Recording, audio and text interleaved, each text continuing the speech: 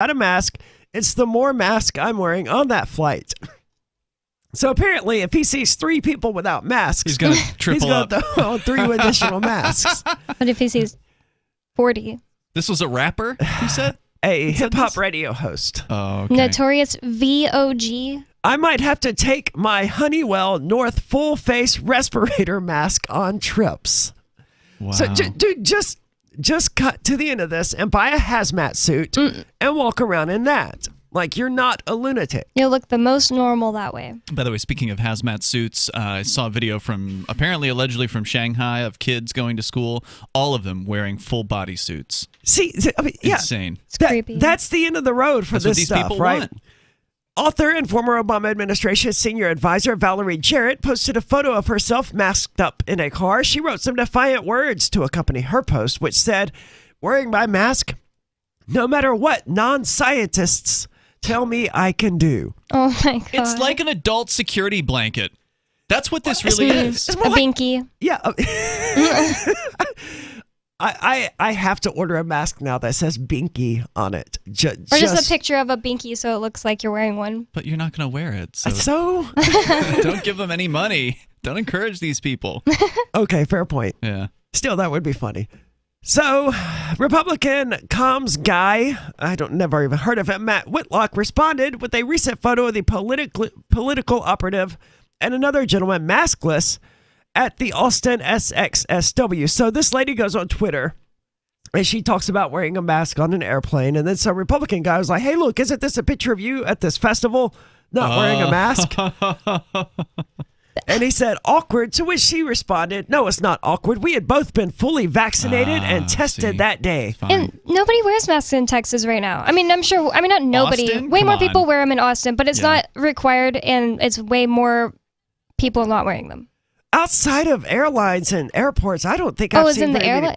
Oh no, it's South by she was at Southwest. she was at an Austin it's a festival. convention. I'm just saying, outside of airports and airlines, I don't see very many people wearing masks at all.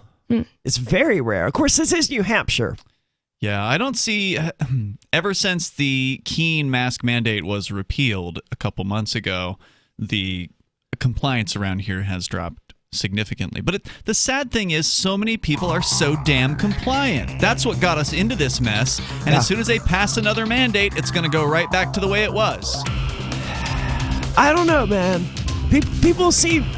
these liberals aside, people are genuinely happy that after 760 days or whatever, they can finally take these stupid things off. I think they would resist. I don't think so. I What wish do I you was think? that optimistic. 603-283-6160. There's more coming up about these irate liberals. It's Free Talk Live. Are you tired of your taxes funding endless occupations around the world? Antiwar.com is run by people who understand that wars abroad become wars at home, wars on our freedoms. Antiwar.com is dedicated to bringing you the latest in news, views, interviews, and reviews from the top movers and shakers in the anti-occupation movement. Antiwar.com has it all, from thorough foreign policy analysis to interviews with whistleblowers who used to run the military-industrial complex. Anti-war, pro-free market. That's antiwar.com. When Monster Hunter International discovers one of Isaac Newton's wardstones being auctioned off, they decide to steal it and use it to destroy the Chaos God once and for all. But a mysterious thief upends their plan, and it soon becomes a race against time as something much older and infinitely more evil awakens in the jungles of South America. Monster Hunter Bloodlines by New York Times bestselling author Larry Correia and Baen Books. Visit monsterhunternation.com for more. I'm a little obsessed with My Magic Mud. Several years ago, I met Jessica Armand, the founder and CEO of My Magic Mud, and I didn't even know my teeth were coffee stained. A week's worth of use convinced me, and now I use it every 3 or 4 days. It's clinically proven to whiten teeth, and I think it cleans better, too. My Magic Mud's available at most local health food stores, Sprouts, Natural Grocers, CVS, Walmart's Natural Beauty Aisle, but I can get it for you for 20% off with coupon code FTL20 at mymagicmud.com. FTL20 mymagicmud.com. Are you tired of governments murdering people around the world? Stop using their money. There is an alternative. Bitcoin is a stateless, free market, non-political currency. Bitcoin cannot be inflated or controlled by any government. By using their money, you are helping the state. Stop doing it. You have an incredible alternative available now. Learn it, use it, spread it. Get started with Bitcoin at bitcoin.com. That's bitcoin.com. If you're David, a few well-chosen words can help level the playing field with Goliath. I'm Holland Cook from survivalspeech.com. Recently, I saw a Yellow Pages ad for an appliance repair company, and the headline read, "Why wait for Sears?" If you're going to the Yellow Pages, the Dead Sea Scrolls of advertising, you're ready to buy right now. So this is an attention-grabbing message. And how about the plumber whose radio ad says, "Call by noon Thursday, and we'll be there Saturday at no extra cost"? Smart guy. Most plumbing firms give their crew the weekend off. This one gives them Sunday and Monday off. In the words of a respected advertising executive, cut to the chase, make it quick, and tell me exactly what you can do for me, especially if you're looking for work. For more tips on critical communication skills for the way things are now, hit survivalspeech.com. I'm Holland Cook. What if you want to hear the latest episode of Free Talk Live, but all you have is your phone, you forgot to download our archive, and you have no data connection? You can call our Listen line at 641-793-0191. That's a long-distance number, so you may incur charges. If not, listen as long as you want. 641-793-0191. The Free Talk Live Listen line, 641-793-0191. There are basically two types of advertising, direct response and branding. Radio is great for direct response with its low cost to listener ratio, but audio can't be beat for branding, which is a longer-term endeavor. You want to be the first thing that someone thinks of when they think about your product or service. If you have a local business that you want kept top of mind in your community, call the station. If you need national reach, Free Talk Live's got around 200 radio stations, millions of monthly listening sessions, can suit all budgets, and if we don't think we're right for you, we'll tell you. Email me, mark@freetalklive.com. Yep, we still do email. Drop your email address in the entry box at freetalklive.com, and you'll be kept in the loop with Free Talk Live.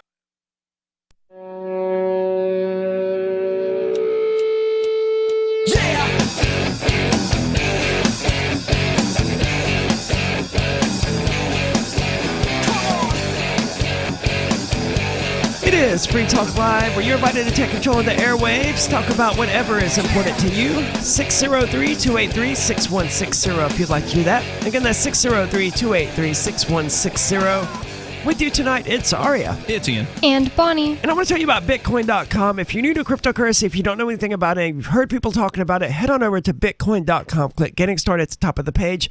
Take a few minutes out of your day to just watch a few videos, learn about this important world-changing information, because it is changing the world.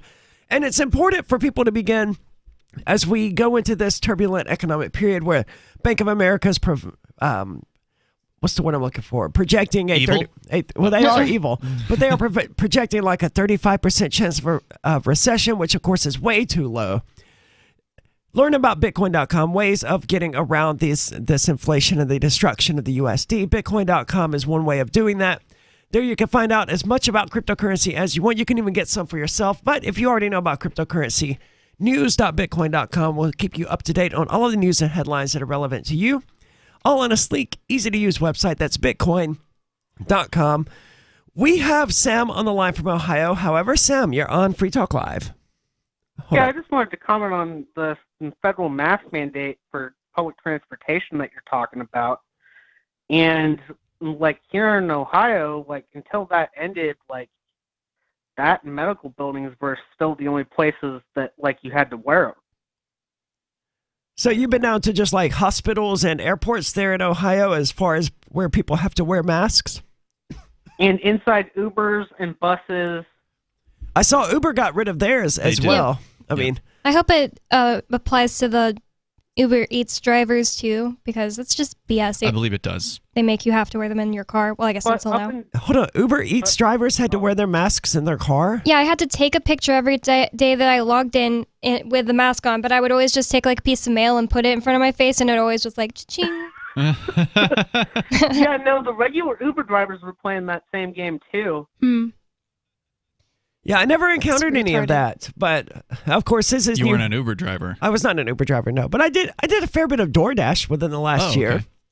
But it's New Hampshire. You were a DoorDash user. You were a driver for DoorDash? No, I was a user of DoorDash. You mean you didn't see a lot of them come to your house with a mask on? Right. I never did DoorDash. I don't know if their rules are different, but you were supposed to wear a mask even like if you went and dropped off the people's food doing Uber. I just never did, and nobody ever like cared or reported me. Somebody reported my sister, and she couldn't do Uber Eats anymore in Austin. That's at the ridiculous. very beginning. Lame. Sam, did you have anything else you wanted to add? Just the fact of that, it seems like, why did they have to make it wait so long? Like all the stores and businesses. That's the courts, dude. Yeah. Thank you so much for the call tonight, Sam. I mean, that is the million-dollar question of what the hell took them so long. And I realize, it's the courts, right? But this mask mandate, this masking nonsense, it's been in effect for more than 2 years. Yeah, that's right. Well, I mean, when was the lawsuit filed, number one? And then how long did it take to finally get a hearing would be the next question. Yeah, I mean, I know that the wheels of justice turn slowly and all of that, but 2 weeks to flatten the curve, they said, and that turned into months upon months, and then a few, wearing masks to again flatten the curve, and 2 years later, 700-something days later, they finally rescind this mask mandate that was never implemented properly in the first place. Why did it take them 2 years to figure out, oh yeah, we didn't do this correctly? Or legally. They didn't do it legally. But of course, there won't be any kind of consequence for the bureaucrats who skipped whatever the process was. They were supposed to do a public comment, for instance. No, of course not. Yeah, they'll all be fine. They'll retire with their 90% pensions, and we'll all continue to get screwed. So this other liberal says, I just boarded a flight to Miami. I think I'll stick with my mask a little longer. I'd say it's about 50-50 on this flight. Everyone treating each other respectfully. Well, that's wow, good. And imagine that. I know. That's what I would have expected from something like this. Internet show host Roland Martin posted a photo of himself on a plane wearing a large cloth mask and a set of goggles. Oh, my God. He said, I don't give a damn what grossly unqualified Donald Trump judge said. I'm double masked and wearing goggles on this Nashville flight to D.C. See, Wait, so he was serious? I thought the goggles was a joke. I thought it was a... They are not a joke. I would totally... If I saw that, I'd be like, ha, good one, dude. No, anyone double masked is probably not joking. They're probably serious. Well, you said a cloth mask, too, so that just made me think, oh, yeah, he's wearing the uselessest kind with goggles. No, it's the double... most useful. It does look like kind. a cloth mask on the outside. I don't know about on the inside, but... He's wearing two masks at least. He's double I've never serious. seen somebody wear goggles. Seriously, throughout this whole thing, I've never seen that in real life.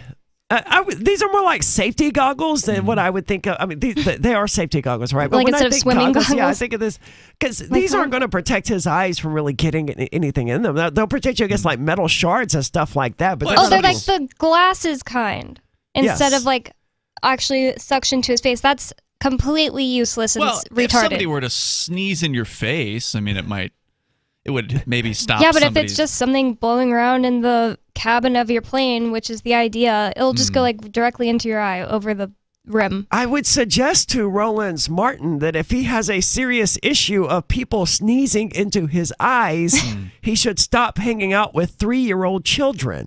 I have never in my life had an adult sneeze into my eyeballs. Me either, and I don't think I'd be able to continue talking that person. I tend to avoid children because I don't like children. Well, there was that one pro-mask lady on the flight. You remember where there was like an 80-year-old man who, I guess he didn't wear his mask enough on the flight, and so some 50-year-old woman who was a former Playboy model got up and started reading him the riot act. Yes, you went nuts, man. She spat in that man's face because she's so concerned about health. Wow. She did do that. Yeah. I mean, there's no doubt that did happen. But I mean, then if somebody spits in your face on purpose like that, you can probably charge them with something. Well, That's I think better you can than punch charging them. Because if you charge them, you're involving the police, and that never ends well for anyone. However, I seriously don't disagree with it. It's okay that you can punch them. They spit in your face. Well, the old man didn't do that. I would, at most, I think spit back.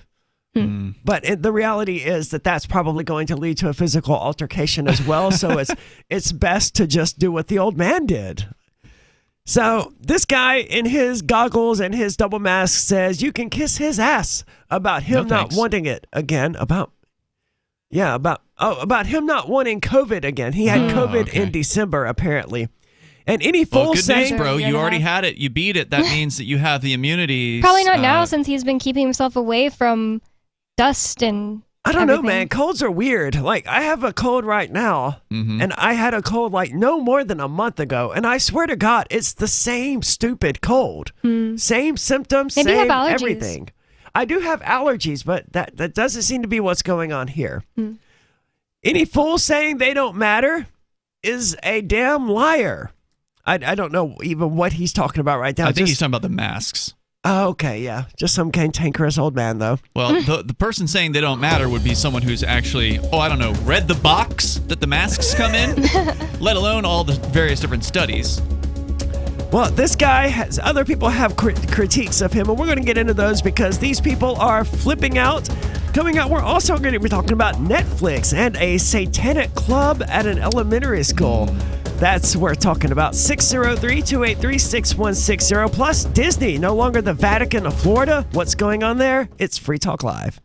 Free Talk Live's video archives have been on Library for years. Library is an uncensorable, decentralized, blockchain-based media sharing protocol, and we're big fans of it here on Free Talk Live. In 2020, Library launched Odyssey, a video sharing website to compete with YouTube, and it's really taking off. Now with over 1 million channels, many of whom are disaffected YouTube creators. During YouTube's crackdown for not towing the government line on COVID, the Free Talk Live YouTube channel started receiving strikes and could be completely taken down at any moment. Thankfully, Odyssey started offering live streaming, so we're now streaming live every night and posting our video archives permanently to Odyssey. You can watch live or anytime on our Odyssey channel by visiting video.freetalklive.com. If you want to go all in, download the desktop app at lbry.com, and then every video archive you watch, you'll help seed and keep it online forever. At minimum, we ask you visit video.freetalklive.com and follow us on Odyssey today. video.freetalklive.com. From Feature Story News in Washington, I'm Simon Marks. The White House has confirmed that additional U.S. weapons shipments for Ukraine are in the pipeline amid reports that President Biden is preparing to authorize the transfer of another $800 million worth of lethal assistance. U.S. officials say Ukrainian forces are now being trained outside the country by Americans in the use of howitzer artillery systems. White House Press Secretary Jen Psaki would not be drawn today on the composition of the next raft of assistance, but acknowledged the renewed Russian focus on eastern Ukraine is changing the nature of the battle. The types of weapon systems we're providing are really a reflection of the conversations happening with the Ukrainian leadership and military about what they need in this stage of the war. And because this stage of the war is different, because it's going to be more on the ground and more kind of back and forth long range fighting, there's different kinds of weapons and systems they need. More artillery, more ammunition. It's a different war than it was when they were in the western part of the country. The White House said there are no current plans for the U.S. to help evacuate the last remaining Ukrainian forces in Mariupol, who warned today they cannot survive Russia's onslaught for much longer. At the UN today, sudden action by Secretary General Antonio Guterres. He's asked to meet the leaders of both Russia and Ukraine in Moscow and Kiev respectively, after a group of more than 200 former UN officials publicly urged him to play a bigger role mediating the conflict.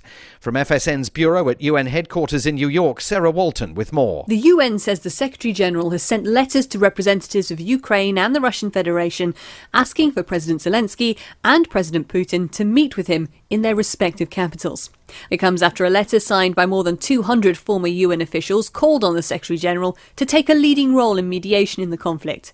They said, "We want to see a clear strategy to re-establish peace," and called for Guterres to visit conflict-stricken areas, hold discussions with opposing sides, and even to temporarily move his office to Europe to be closer to the negotiations. There's been mixed reaction to Wimbledon's decision to bar Russian and Belarusian players from this summer's championships.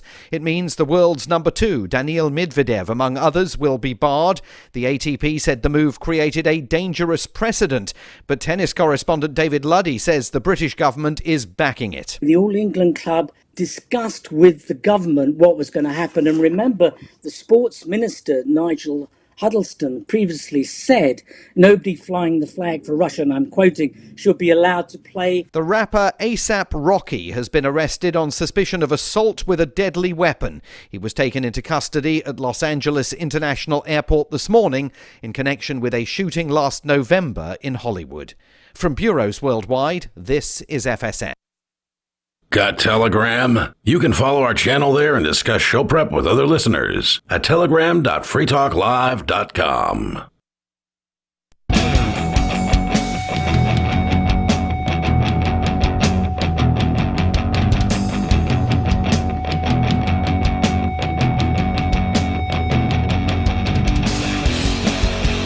It's Free Talk Live, where you're invited to take control of the airwaves, talk about whatever is on your mind, whatever's important to you. 603-283-6160 is the number to do that. Again, that's 603-283-6160. Coming up in just a few months, just over 3 months, I believe. Two months. Forkfest, yes. Wow, that's, yeah. Yep.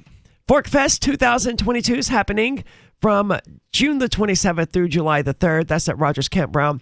It is the weekend after the Porcupine Freedom Festival, which is sold out. So if you don't have tickets for that, you probably can't get them at this point.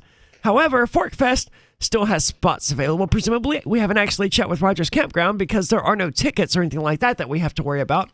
All you have to do is get your camping site, your RV site, or your motel room. For June the 27th through July the 3rd, there's a really awesome fireworks show on July the 3rd. It's a much more low-key event, much more relaxed event. But if you want to throw a party or something like that, you Please do. Yeah, absolutely. There's no one in charge, so you can pretty much do whatever you want as long as you follow the rules of Rogers Campground and all of that great stuff. So check out the unofficial website, forkfest.party. That's forkfest.party. Coming up, we're going to be talking about the horrors at the Tesla facility that's been opened in Shanghai and some insane responses I've seen about this. Really? Wait, they're still going to work? No, the summary is that the Tesla facility in Florida has been given a license by the Chinese government to open up and begin production. However, in Shanghai or Florida? In Shanghai. Okay.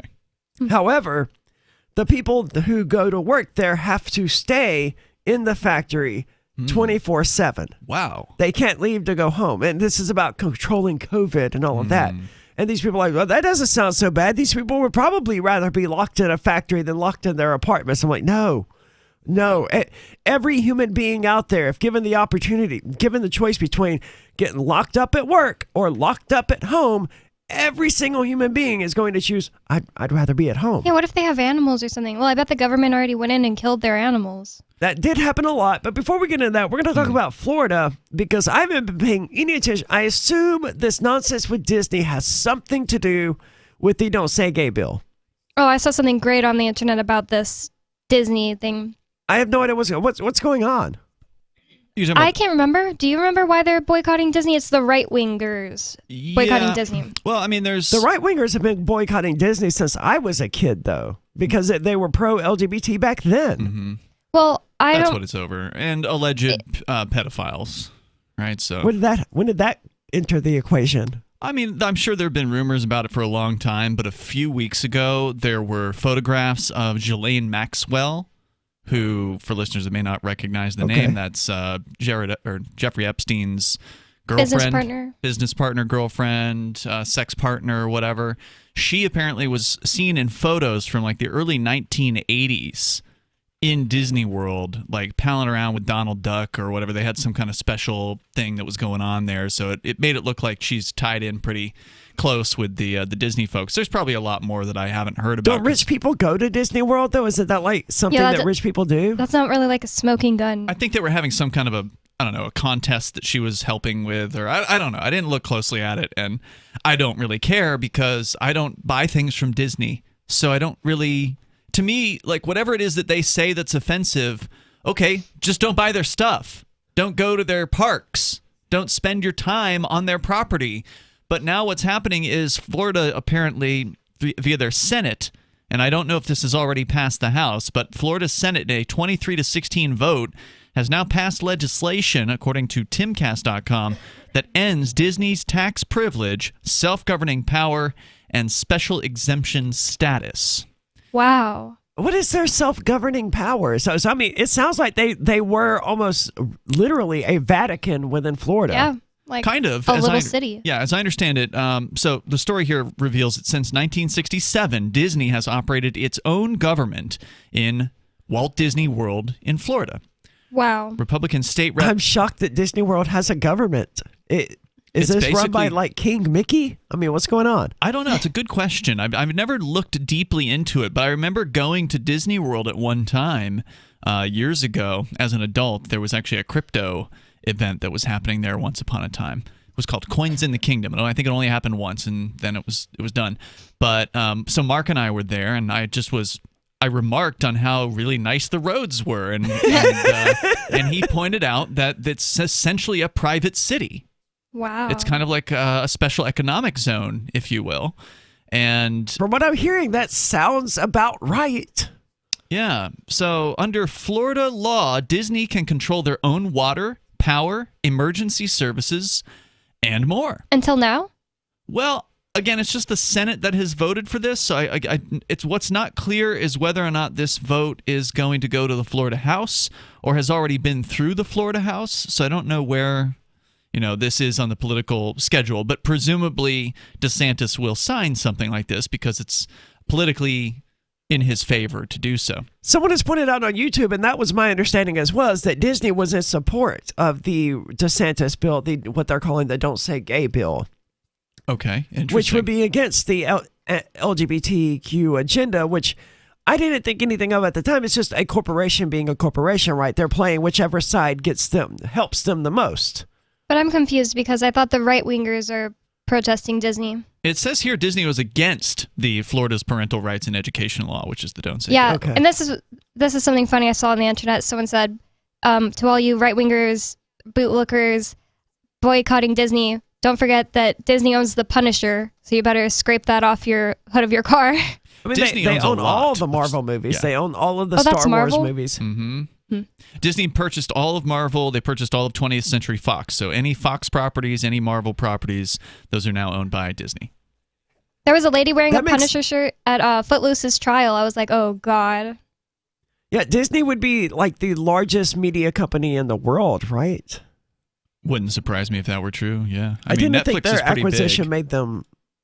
They've got to be bigger than Netflix, though, are. right? I'm actually looking here at another local story, WESH out of Orlando, figuring they might know a little bit more. Republicans brace for Democrats to stall the passage of 3 bills.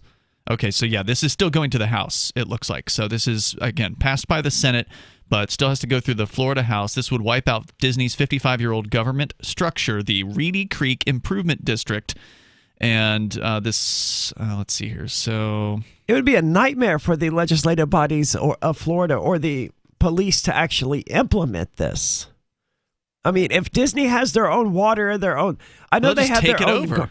Whoa. They'll just cede it to Orlando or something, like Kissimmee or whatever the nearest. I think it's Kissimmee. Yeah, whatever the nearest municipality is. If you want to join us here, you're welcome to, but I don't know if there's that much more here. They get into the tough talk from the state rep or the state senators. Here's one. Representative Randy Fine, who introduced the legislation, tweeted, well, now it says he's a state rep. So they have to, as I understand it, in most states, a person has to sponsor a bill in both the House and the Senate. And then it has to pass in both of those. I think New Hampshire is weird in that it seems like if New Hampshire's House passes a bill, it then goes on to the Senate. I thought that's how most states were. I was under the impression that you needed both a senator and a representative to introduce the same piece of legislation. Oh, God, I don't know. So anyway, he introduced the legislation, tweeted Tuesday saying, quote, "Disney is a guest in Florida. Today, we remind them." Wow. So weird. And this is... What's worth pointing out about this is that what the state giveth, the state can taketh away, right? So this was over 50 years ago that they gave Disney this Zona Economica. Right, this special economic zone, basically. Don't tell Mark that a government's backing out of their promise. That's the point, yeah. I mean, these guys are reneging on their agreement, and obviously Disney's not going to be happy about this. Whether it's going to drive them out of the state or not, of course, is a whole other question, because obviously they wanted to do St. Louis. That would be so much better if they did St. Louis, because it's right in the middle. Yeah, but it gets cold there. And the amount of money that it would take to move something like that. Yeah. You mentioned Netflix, though, and I've got a story about that, as do you, actually, about how Netflix is down. They're losing more than 35% of their stock The stock value. is down. Yeah. The website's probably still online. But they're actually down in subscribers for the first time in like 10 years. We're going to talk about it. 603-283-6160. Free Talk Live. It's obvious the government expects people to pay taxes, whether or not they have a law. They are a band of marauders. They're a violent band of thugs, and in my opinion, they're a group of strangers. I mean, if I all of a sudden wrote up an invoice for you, Robert, and send it to your house saying, "You owe Free Talk Live $5,000 this year, or if you don't pay us, we're going to send some people after you to punch your face in," would you cut me a check? I mean, because that's essentially what they're doing. That's essentially what the IRS does. They write a bunch of strangers, people they don't know, an invoice, and they include a bunch of obscure instructions that you're supposed to understand. And then at the very bottom it says, if you don't follow these instructions to the T, we are going to charge you with a criminal offense and throw you in the clink. This is a threat. And I don't take kindly to threats. I don't know about you. Free Talk Live, 7 nights a week from 7 to 10 Eastern, live on the Liberty Radio Network at LRN.FM. Looking for a great real estate investment? Consider New Hampshire, which is ground zero for the Liberty Movement. Your first call should be to Mark Worden from Porcupine Real Estate. He's more than just a real estate agent. He's your New Hampshire concierge. Where are the best places to live? Do you want farm, city, the burbs, or forest? Do you want a duplex or multifamily building so that renters pay your mortgage? There are homes in all price ranges in New Hampshire, and Mark can help with financing too. Invest in Liberty and property. Mark Worden can help. PorcupineRealEstate.com. Tired of cancel culture? Sick of mega tech corporations holding an axe over your head? Join the LRN.FM Matrix chat server. It's self-hosted, so no one else can tell us what to do or say. Don't like the existing channels? You can make your own. You can even connect into some of our channels from other Matrix servers. It's federated. For the full LRN.FM Matrix experience, though, you should join our server via the step-by-step instructions at chat.lrn.fm. chat.lrn.fm. Hi, I'm Derek J. To me, an activist's calling is to actively work to advance a cause. The cause for which I work is personal freedom. I believe my life is best when I engage in voluntary interactions and self-government. I reject the idea that anyone else has a higher claim to my life or my body than I do. I see people who call themselves the government as a threat to my personal freedom. I realize you may feel differently, but my relationship with the people who call themselves the government is completely involuntary. If Starbucks used some of its money to drop bombs, I wouldn't shop there. So why would I support the American empire? The empire does not require my consent. Derek J's Victimless Crime Spree. Watch it for free and order the Director's Cut DVD at victimlesscrimespree.com. That's victimlesscrimespree.com. If you want to know the latest about Free Talk Live before we go on the air, all you need to decide is how you want it delivered. It's your choice. Visit news.freetalklive.com to receive our usually weekly news updates by email. Plus, we have a Twitter account at twitter.freetalklive.com, and you can follow us on the decentralized Mastodon platform at toot.freetalklive.com. So please follow us at toot.freetalklive.com and sign up for our emails at news.freetalklive.com. So you've signed the Shire Society Declaration and are planning your move to New Hampshire to be around more liberty-oriented people. Next, sign up for the Shire Society Forum at forum.shiresociety.com. There are a bunch of people there who are already in the Shire, and they want to meet you. If you're already in the Shire physically, you should also come by the forums. Remember, not everyone uses Facebook. New people are signing up for the Shire Society Forum every month, so drop in and say hello at forum.shiresociety.com. Our Matrix server is about as free as internet chat can be. Join the existing rooms or create your own at chat.freetalklive.com.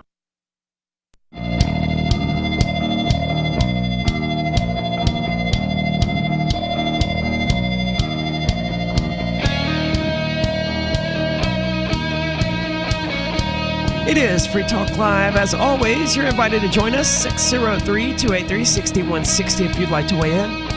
That's 603-283-6160. And we do have a number of resources available for you online if you're sick of big tech corporations censoring you and controlling your ability to speak your mind freely. We have both a chat server and a Mastodon server that you can join at chat.freetalklive.com or social.freetalklive.com. Mastodon, at least, is a social media platform. It's sort of a Twitter clone. It's federated, and it's complicated how it all works, but the short version is that the only people who could, in theory, even kick you off for saying something would be people who don't care to ever kick people off for saying something. If you're not a spammer or a bot or something like that, you're fine. Social.freetalklive.com if you want to join. It is free, obviously, as social media should be. Check it out. Social.freetalklive.com. We have Dan on the line from New Jersey joining us. Dan, you're on Free Talk Live. Hi, how are you? I just wanted to talk to you about an event that we're holding on April 30th in New Jersey. What's the event? The event is New Jersey Medical Freedom Fest. So we have our MC is going to be James Babb. My girlfriend Lynn is going to be speaking. She's a fired healthcare worker because she refused to take the vax. We got Ian Smith. He's the gym owner from South Jersey that refused to close his gym, even when the cops boarded it up. Wow, that guy's a they hero. all went and kicked the doors. Yes, he is. So he's facing hundreds of thousands of dollars in fines. So this is where some of the proceeds are going to. I was curious, how his story ended, because I don't recall hearing an update about it in, more than, since we were raided and arrested, I think was before that was when we last heard about the guy who had the gym. Yeah. Well, I know they went after over $100,000 or $160,000 in his bank account and confiscated all that. Are you saying that they're demanding even more? Well, the Atlas Gym Legal Defense Fund still has thousands of dollars still that we owe or they owe to get Ian help, because as far as the fines that he was racking up, he's not racking up any more fines at the moment, but there's still, I think, thousands of dollars of fines of every day that he was accumulating while still operating his gym under the lockdowns. He's not planning on paying this. That's what I was about to ask. You know what? I don't know the exact details of that, but I think Roger Ver, they actually confiscated all of his GoFundMes and everything else. People were sending money from around the world, so GoFundMe confiscated that. And I think Roger Ver came in and set up some sort of crypto fundraising thing. And I remember. It was a flip starter. Yeah, I remember that's that. tragic. Hopefully none of the funds being raised. Hire an attorney and sue the state of New Jersey for doing this to this guy, or sue the city, whichever one is responsible. It's the state, I believe, that is coming hard against him. Yeah, I certainly don't think he should be paying any fines, and I don't think anyone should pay them for him, because that just encourages these people. Yeah, I bet he could sue these people for whatever it is. What is it, Ian, when they're going after you, without the right to, they're wrongful prosecution, something like wrongful prosecution or malicious prosecution. Yeah. Because they took him in threw him back in jail a million times. Well, I mean, that's what happens to people who stand up for freedom. I mean, I would suspect that the argument would be it was completely legitimate prosecution as far as the state's rules are concerned. Most people didn't do what he did, which was he continued to operate his business like a free person would do, while most people cowered in their homes and did absolutely nothing to stand up against this. So the entire weight of the violence of the state of New Jersey has come down on this man and his business partner. Trying to make an example out of him. Yeah, that's exactly what they're trying to do. So, Dan, do you have a website for this event? It's NewJerseyMedicalFreedom.com. You can go there, get all the information, and we are selling tickets. And they're 100% of the proceeds go to Ian's Legal Defense Fund. Maj Touré is speaking too, so we're gonna donate money to Black Guns Matter and New Jersey Human Action. Nice. Well, thank you for give us a call. Let us know how it goes. Hopefully it goes well. And I mean, I would like to hear this guy speak because I mean, it takes a lot of courage to stand up to a state government and say, no, I'm not going to comply. You're full of it. I'm going to continue existing as a free person. He's on Instagram and Twitter. Yeah, he posts pretty interesting stuff there from time to time. I reached out to him a long time ago and never heard back from him. I wanted to interview him on Free Talk Live, but I imagine he gets a lot of... Yeah, but he gets a lot of like, oh, you're doing a good job. Or probably a lot of hate mail too. I hope those New Jersey folks can get out of there someday because, I mean, it's not going to get any better. I mean, y'all, I love Jim Babb and some of the folks down there, but you got to get to New Hampshire. I'm continually surprised that, Jim Babb stays in New Jersey. I really like him too. He's like one of my favorite people I've met up here. He's awesome, but New Jersey sucks, dude. Yeah, you got to get out of there. I mean, look, they just had a great interview on Free State Live this week. They interviewed a couple that came from, I think it was Pennsylvania, so kind of the same area. New York. Also an awful place. Yeah. And they were right there with New Jersey as far as being awful. Yeah. They were so glad they made the move. They made the move in November of 2021, so fairly recent movers. And they have just been overwhelmed with how amazing it is to be in New Hampshire, where there's an actual community of freedom-loving people. Where you let people know when you're coming in, and a dozen plus people can show up to empty your moving truck in less than an hour. I mean, in a lot of cases, it's pretty common that's the case. One guy who showed up was like 10 or 15 minutes late, and it was already half done when he got there. So there's just nothing like the community of liberty activists here in New Hampshire. And of course, you already mentioned Forkfest, Aria, and the Porcupine Freedom Festival. Great excuses to come on up and see what it's like to be around people that actually are doing something for freedom rather than cowering in their homes. Or rather than complaining online, or rather than trying to change national politics or the politics in other states and things like that. Because for whatever reason, a certain segment of libertarians have it in their head that Florida is at least as free a place as New Hampshire. And those are people who've never done any research at all. Those are people who saw DeSantis, this governor character down there, during the lockdowns or whatever, during COVID. DeSantis said at some point that he thought mask mandates were stupid and spoke out against them. But he implemented a mask mandate, at least in the very beginning. I think theirs expired really quickly, like 2 weeks or something like that. But he did implement one. But later on, he was good on that one issue. And so a bunch of people started thinking he was a libertarian. And it's like, this guy is not a libertarian. He has so much power. What happens if a Democrat comes into the office while they're still there?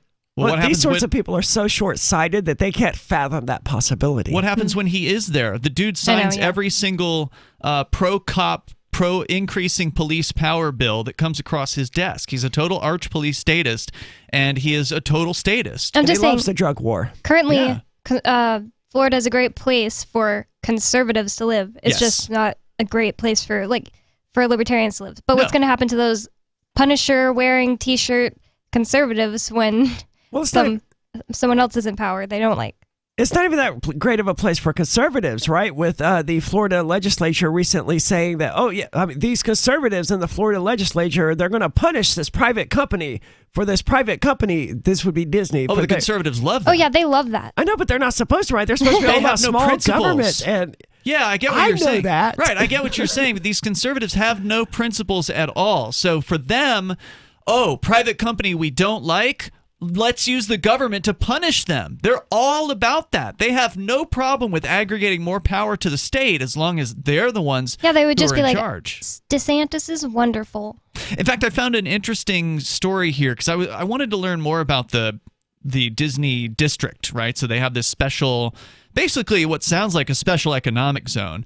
And the story we had from Timcast just kind of acknowledges that they have it, but I wanted to get in a little bit more about it.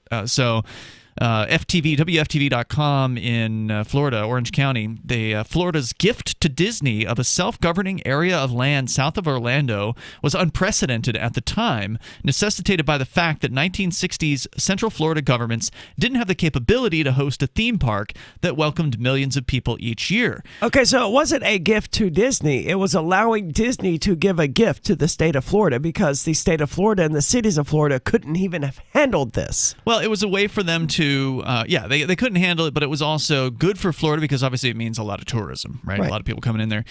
More than 50 years later, the possible dissolution of the government that came from it, the Reedy Creek Improvement District, is equally unprecedented. Quote, what we haven't seen is the dissolution of a district that is active, is of this size, and does not want to be dissolved. But if the plan by Ron DeSantis, so he's involved in this, would go through, then the counties that are connected to this land would then assume all assets and liabilities, and we'll get into what that means coming up in moments. Basically, it's going to screw the taxpayers. 603-283-6160. If you want to join us, it's Free Talk Live. There are lots of ways to listen to Free Talk Live. Our podcast has been around since podcasts began, and now the FTL feed is loaded with content besides our full show archives. Did you know that we make it easy for you to customize your podcast subscriptions? We have different feeds, one that includes only our full shows, one with just the Daily Digest, and our main feed that includes everything. You decide what you listen to. It's quick and easy to customize your feeds at feeds.freetalklive.com. That's feeds.freetalklive.com. Do you feel like your nation, state, or community no longer holds your values? Have you dreamt of a place where people agree that liberty is important and are free to pursue their projects so long as they respect the property of others? There are many people just like you that are discovering freeprivatecities.com. Their social media links are at the upper right of the page at freeprivatecities.com. All skill levels will be needed when the first of the Free Private Cities opens. It's sooner than you think. Stop arguing and build. freeprivatecities.com. The new 4th edition of Healing Our World, The Compassion of Libertarianism, will take your understanding of liberty to a deeper level and has over 1,300 updated references, new cartoons, and a foreword by Dr. Ron Paul. With discounts for multiple book purchases, the 4th edition of Healing Our World is a great gift for the liberals, pragmatists, environmentalists, and Christians in your life who think libertarianism is cold-hearted. Get yours today at healing.freetalklive.com and use promo code FTL for a $5 discount. What if you want to hear the latest episode of Free Talk Live, but all you have is your phone, you forgot to download our archive, and you have no data connection? You can call our Listen line at 641-793-0191. That's a long-distance number, so you may incur charges. If not, listen as long as you want. 641-793-0191. The Free Talk Live Listen line, 641-793-0191. You're listening to the live edition of Free Talk Live. Hour number 2 is next after the news here on the Liberty Radio Network at LRN.FM. From Feature Story News in Washington, I'm Simon Marks. The White House has confirmed that additional U.S. weapons shipments for Ukraine are in the pipeline amid reports that President Biden is preparing to authorize the transfer of another $800 million worth of lethal assistance. U.S. officials say Ukrainian forces are now being trained outside the country by Americans in the use of howitzer artillery systems. White House Press Secretary Jen Psaki would not be drawn today on the composition of the next raft of assistance, but acknowledged the renewed Russian focus on eastern Ukraine is changing the nature of the battle. The types of weapon systems we're providing are really a reflection of the conversations happening with the Ukrainian leadership and military about what they need in this stage of the war. And because this stage of the war is different, because it's going to be more on the ground and more kind of back and forth long range fighting, there's different kinds of weapons and systems they need. More artillery, more ammunition. It's a different war than it was when they were, in the western part of the country. The White House said there are no current plans for the U.S. to help evacuate the last remaining Ukrainian forces in Mariupol, who warned today they cannot survive Russia's onslaught for much longer. At the UN today, sudden action by Secretary General Antonio Guterres. He's asked to meet the leaders of both Russia and Ukraine in Moscow and Kiev respectively, after a group of more than 200 former UN officials publicly urged him to play a bigger role mediating the conflict. From FSN's bureau at UN headquarters in New York, Sarah Walton with more. The UN says the Secretary General has sent letters to representatives of Ukraine and the Russian Federation asking for President Zelensky and President Putin to meet with him in their respective capitals. It comes after a letter signed by more than 200 former UN officials called on the Secretary General to take a leading role in mediation in the conflict.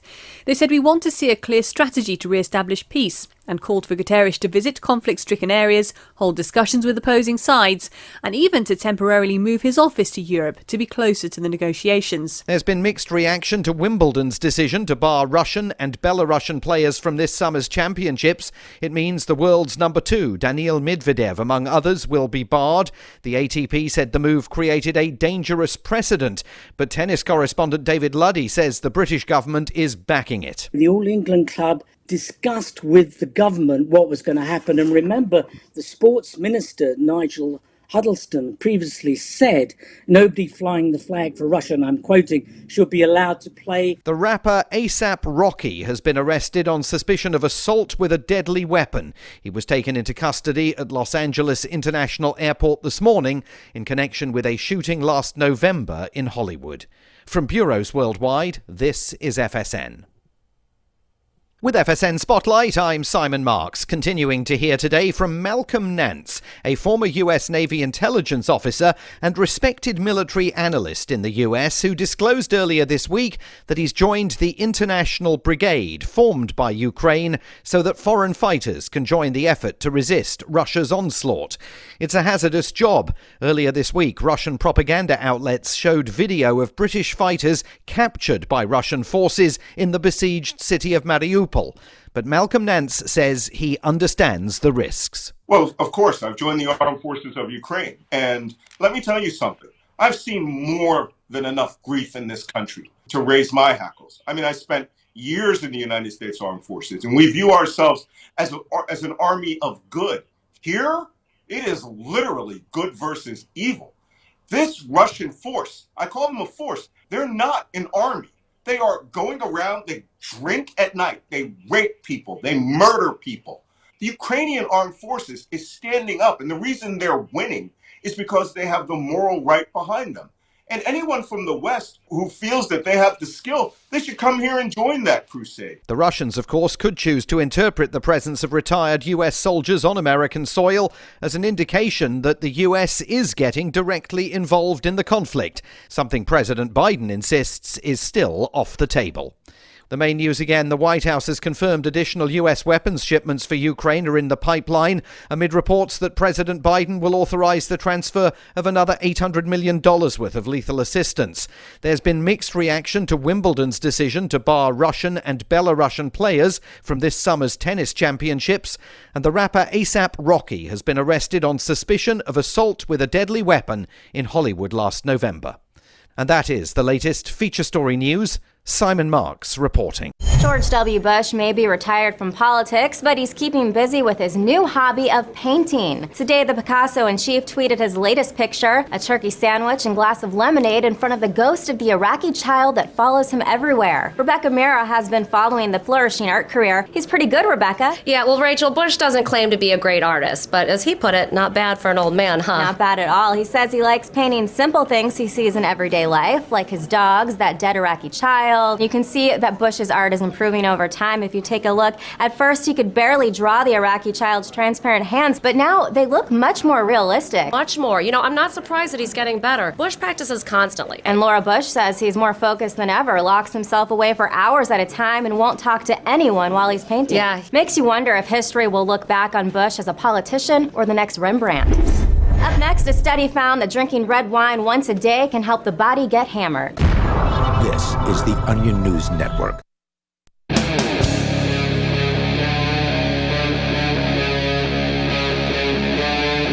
Free Talk Live.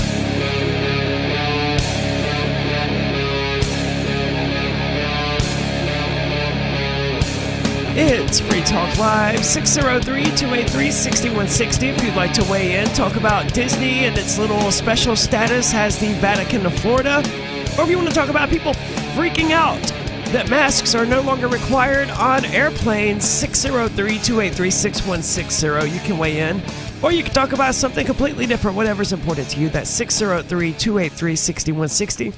With you tonight, it's Aria, Bonnie, and Ian. And we're talking about Disney here, and apparently they're this sort of self-governing entity that exists within one or two or more counties in the state of Florida, where they have their own emergency services, their own water department, their own utilities, all of that stuff. Yeah. Road services in particular, yes, their own garbage disposal. And it makes sense that they would, because it is a city-sized property, Disney World, right? Yeah, I've never big. been, and I've never had any desire whatsoever to go. It sounds like it's overly crowded with people. It's less fun than the average amusement park, I'd say, for an adult that likes rides. There are way more fun rides at like Busch Gardens in Virginia. Aren't the lines like exceedingly long as well? Like, aren't you I think going it depends on when you go. Okay. The district, by the way, the Reedy Creek Improvement District, as it was granted to them in 1967, is 39 square miles, so it's a very large area. It encompasses, obviously, all of the Disney parks, so Disney World and Epcot, and then there's other things that are there, like there's areas where there's hotels, and there's apparently even some staff live in the two quote-unquote cities that exist in this landmass. But going to this story from WFTV 9 ABC there in the Orlando area, they get into some of the interesting details of this because there's a bunch of people online going, yeah, get Disney! And they want to take away... I don't understand. Why? Are these conservatives? Are these Republicans who are upset at Disney? Yeah, primarily I think so, but there's also a bunch of kind of libertarian types who are on this pile-on. And for whatever reason, they think Disney is like harboring pedophiles or whatever. And maybe they are. I don't know. I haven't done any research on this. This isn't going to end that. No, of course not. It's not going to do anything to end that. And it seems unlikely that Disney World would be... Disney Company, maybe that they're doing something like that. That Disney World, I think we would have heard about it at some point in the last 40 or 50 years. Oh, there's always been like conspiracy theories that like, did you know there's this hidden place in Disney World? And it's totally possible. If you're walking around, it's like literally like a little city. And then there's buildings that aren't rides, that aren't a restaurant, and it's like something could be going on in there after hours. Are they alleging that children are getting like kidnapped in the park and disappeared? No, I don't even think it's that. It's just like a place, and it makes sense now that I'm thinking of it. If it's its own city, because they don't even have to worry about other cops that they usually would like pay off to rape children or whatever. I mean, if something like that, I mean, they could just as easily all be reptilians who are using the Disney conglomerate to take over the world, right? The conspiracy theories, this is the issue I've always had with them, is that anything could be possible. I mean, there could certainly be these facilities on the Disney properties where they're kidnapping children or whatever, but someone would have noticed, hey, I went to Disney World and I came back and my kid wasn't with me. No, I don't think it's that. I don't think it's that they're getting kidnapped. I think it's just that like the kids who are in this system already, most of them are probably the children of these people, these psychopaths that are in a cult in Disney? that Disney is in. Their children, they share their children with each other. Yeah, I mean, there's all kinds of theories out there. I agree with you on this one, It's a lot harder to steal a kid. I could see that one about the Joe Biden and Hunter Biden types and all of their creepy little stuff. I could see that about a certain type of person, but as far as some secret cabal of child rapists that exist within the government, I just don't see that as being likely. See, here's the thing, and the point one of the points I made online today when people were talking, cheering this on, yeah, get Disney, and I said, well, this is just going to result in more power to the state. And if you're worried about children, you should be more worried about the Department of Children and Families, as they call it, I believe, in Florida. DCF. I think it's CPS. They call it CPS in Dexter. I looked it up today. I think it was DCF. But anyway, whatever they call it down there. Yeah, all of these government institutions, they're just child traffickers, aren't they? Yeah. Yes, there are so many. I think that's their number one supply. There are so many stories of people who work for Florida DCF who are child molesters. They've been caught for doing this. Not just the foster parents. I'm talking about the people who actually work for the department. Because obviously the foster parents are, in every state you got problems with molesters and people starving children and doing all kinds of horrible things. Well, in Florida, and I'm sure in other states too, but I remember Florida because I used to live there. And so I remember hearing at one point, and I couldn't find the story today, but it was like one of the top administrators got arrested for doing nasty things with kids or whatever. So it's like, okay, maybe Disney is doing bad things, but you don't have to go to their park. You don't have to buy their movies. You don't have to buy their products. You don't have to physically go there. But for the rest of the people in the state of Florida, they're all forced to fund the Department of Children and Families. But it gets worse. So all these people cheering this on don't know anything about anything, right? They just know that's usually the case. They just want to punish Disney, right? Because Disney is pro-gay is the reason for it, apparently. Well, according to this, if you get rid of the Reedy Creek Improvement District, then Orange and Osceola counties, the two neighboring counties, would then essentially adopt that land. It would become the county's land again, right? Because it was in the 60s before it was granted to Disney. How come it automatically goes to the city, though? I mean, it goes to the counties. To the county. That's what I don't understand, right? Well, who else would get it?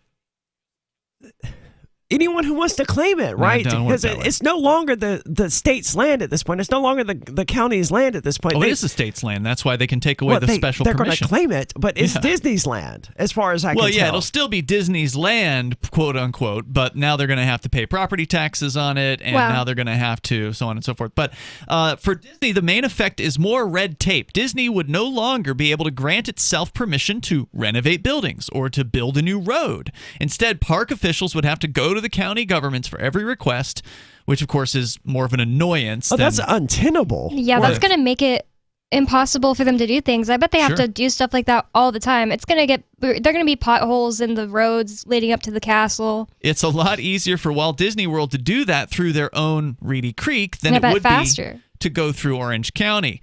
Reedy Creek employees and infrastructure would likely become absorbed by the counties. Are they actually are Florida state laws actually making Disney request and then grant their own requests to renovate? It sounded like they were saying that's what they used to have to do. But it's their own people, so they get it done instantly. I mean, it's probably very efficient. That's the opposite of efficient, though. They have to fill out a paperwork saying, "Hey, I want permission." You're jumping to that conclusion. No, it sounded like they said that. They said they can no longer grant their own. Yeah, but it could very well be an easy thing with it's corporate, right? So like they're probably way more efficient. Okay, than there would be something government along those lines incorporating. Hey, we want to spend this money renovating this property. Okay, right. Reedy Creek employees would be absorbed by the counties, which would become responsible for sewer and road maintenance and those sorts of things, which they can't afford. In exchange, the counties would collect the tax revenue that Disney is currently paying to itself. For taxpayers, the extra funding would be a boon as it would be distributed throughout the county. However, local governments would also absorb all of the district's liabilities, including the enormous amount of debt on its books. Reedy Creek historically operates at a loss of approximately $5 to $10 million per year per their financial reports. Can they just make all the money with their movies, or? The current arrangement renders that meaningless since Disney is able to subsidize its own operations with theme park revenue. So their governments are losers as far as revenue is concerned because they don't have anybody. Like, there's nobody living there that they can tax. So it's not your typical the government. Disney World government loses money.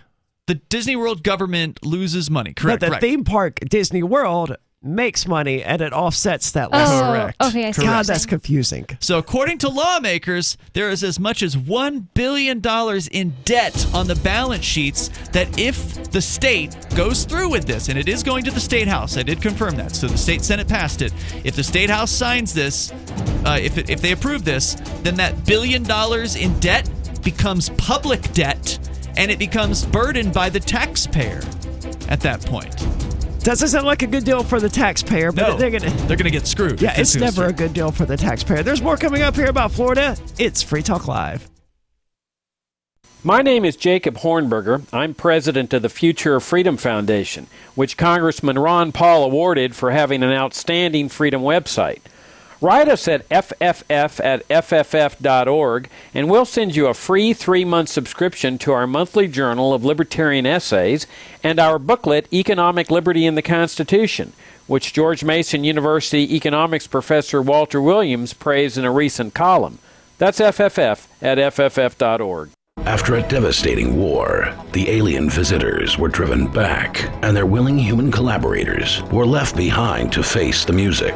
When Emma Jean Anderson's ex-lover springs her from prison, Nathan Foster and his 14-year-old nephew Ben are tasked with bringing the pair to justice. An easy enough job until they discover something is inside Emma Jean, and the fate of the planet hangs in the balance. The Family Business by Mike Coopery from BaneBooks.com. I'm crazy about My Magic Mud. This is the most important oral care product created this millennium, and I'm not kidding. We all have different opinions on politics and issues, but we all have mouths. And I want yours to be as clean as possible, with teeth as bright as they were meant to be. I will never be without My Magic Mud. It's a little surprising, but man, does it work. If you only listen to one thing I say ever, go to mymagicmud.com and get 20% off with code FTL. mymagicmud.com, code FTL. Are you tired of governments around the world killing innocent people? Stop using their money. There is an alternative. Bitcoin is a stateless, free market, non-political currency. Bitcoin is money that cannot be inflated or controlled by any state. By continuing to use their money, you're perpetuating the killing. Stop doing it. You have an incredible alternative available to you now. Learn it, use it, spread it. Get started with Bitcoin at bitcoin.com. It's bitcoin.com. On Free Talk Live, we're bringing people to the ideas of liberty every day. From wrestling superstars like Glenn Jacobs. You guys really are having an impact, I believe. Like I said, a lot of where I am now is due to listening to Free Talk Live. You changed my mind on some very important issues years ago. To random people tuning in on the radio. I was kind of stuck in the left-right paradigm. I heard your show by chance on a Saturday night. From there, I went on, joined the Free State Project, and become an amplifier. So, I mean, that's really the reason why I amp is because I know that if it wasn't for you guys being on as many stations as you are, I never would have found the ideas of liberty. You can help more people hear the message of liberty by joining Free Talk Live's AMPS program on Patreon for as little as $5 a month. And you'll get access to special perks. Visit amps.freetalklive.com, amps.freetalklive.com. Tired of cancel culture? Sick of mega tech corporations holding an axe over your head? Join the LRN.FM Matrix chat server. It's self-hosted, so no one else can tell us what to do or say. Don't like the existing channels? You can make your own. You can even connect into some of our channels from other Matrix servers. It's federated. For the full LRN.FM Matrix experience, though, you should join our server via the step-by-step instructions at chat.lrn.fm. Chat.lrn.fm. There are basically two types of advertising, direct response and branding. Radio is great for direct response with its low cost to listener ratio, but audio can't be beat for branding, which is a longer term endeavor. You want to be the first thing that someone thinks of when they think about your product or service. If you have a local business that you want kept top of mind in your community, call the station. If you need national reach, Free Talk Live's got around 200 radio stations, millions of monthly listening sessions, can suit all budgets, and if we don't think we're right for you, we'll tell you. Email me, mark@freetalklive.com.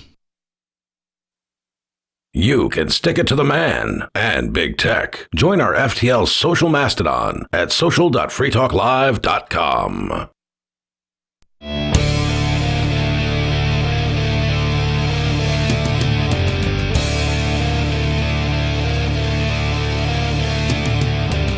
It's Free Talk Live, where your calls and thoughts are welcome. 603-283-6160 if you would like to weigh in. That's 603-283-6160. With you in the studio tonight, it's Aria. It's Ian. And Bonnie. And Ian, I know that you, at least the last time we talked about it, you used the actual disc system of Netflix. Like, I still do. You still do? You never upgraded to the streaming internet version? No. Okay.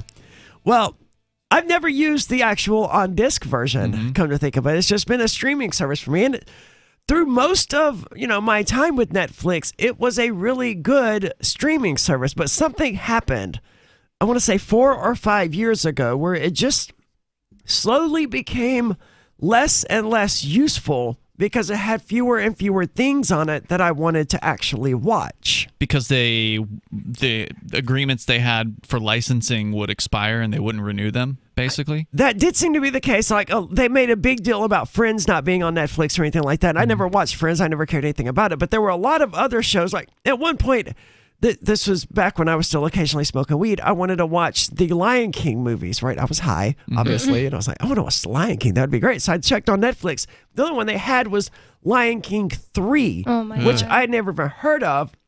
And if I wanted to watch the first two, then I guess Disney Plus had them. Well, Disney Plus didn't exist then, so I don't know what had them, but you couldn't find them on Netflix. And that was the case over and over with everything I wanted to see. Like, if I wanted to see Ghostbusters, and I don't know if this was the case then, they would have had the new Ghostbusters, but not 1 or 2, or they may have had 2, but not the original that everyone wants to watch. God. And it was like that with everything that I wanted to see. It's like, okay, we got this thing that's very similar to what you're looking for. Oh, but worse.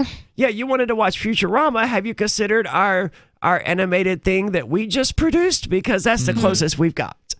And it just became more and more common where Netflix had nothing I wanted to watch. Of course, then they had Tiger King, and that was great. I will never regret the time I spent watching Tiger King. I did try to rewatch it recently, and it's one of those things that you can only watch once. After that, you're done with it. You know what's going to happen, and it's not as interesting. And that was what got me to go back to Netflix, was Tiger King. I just had to watch it. I'd heard so much about it being a train wreck that I had to see it for myself.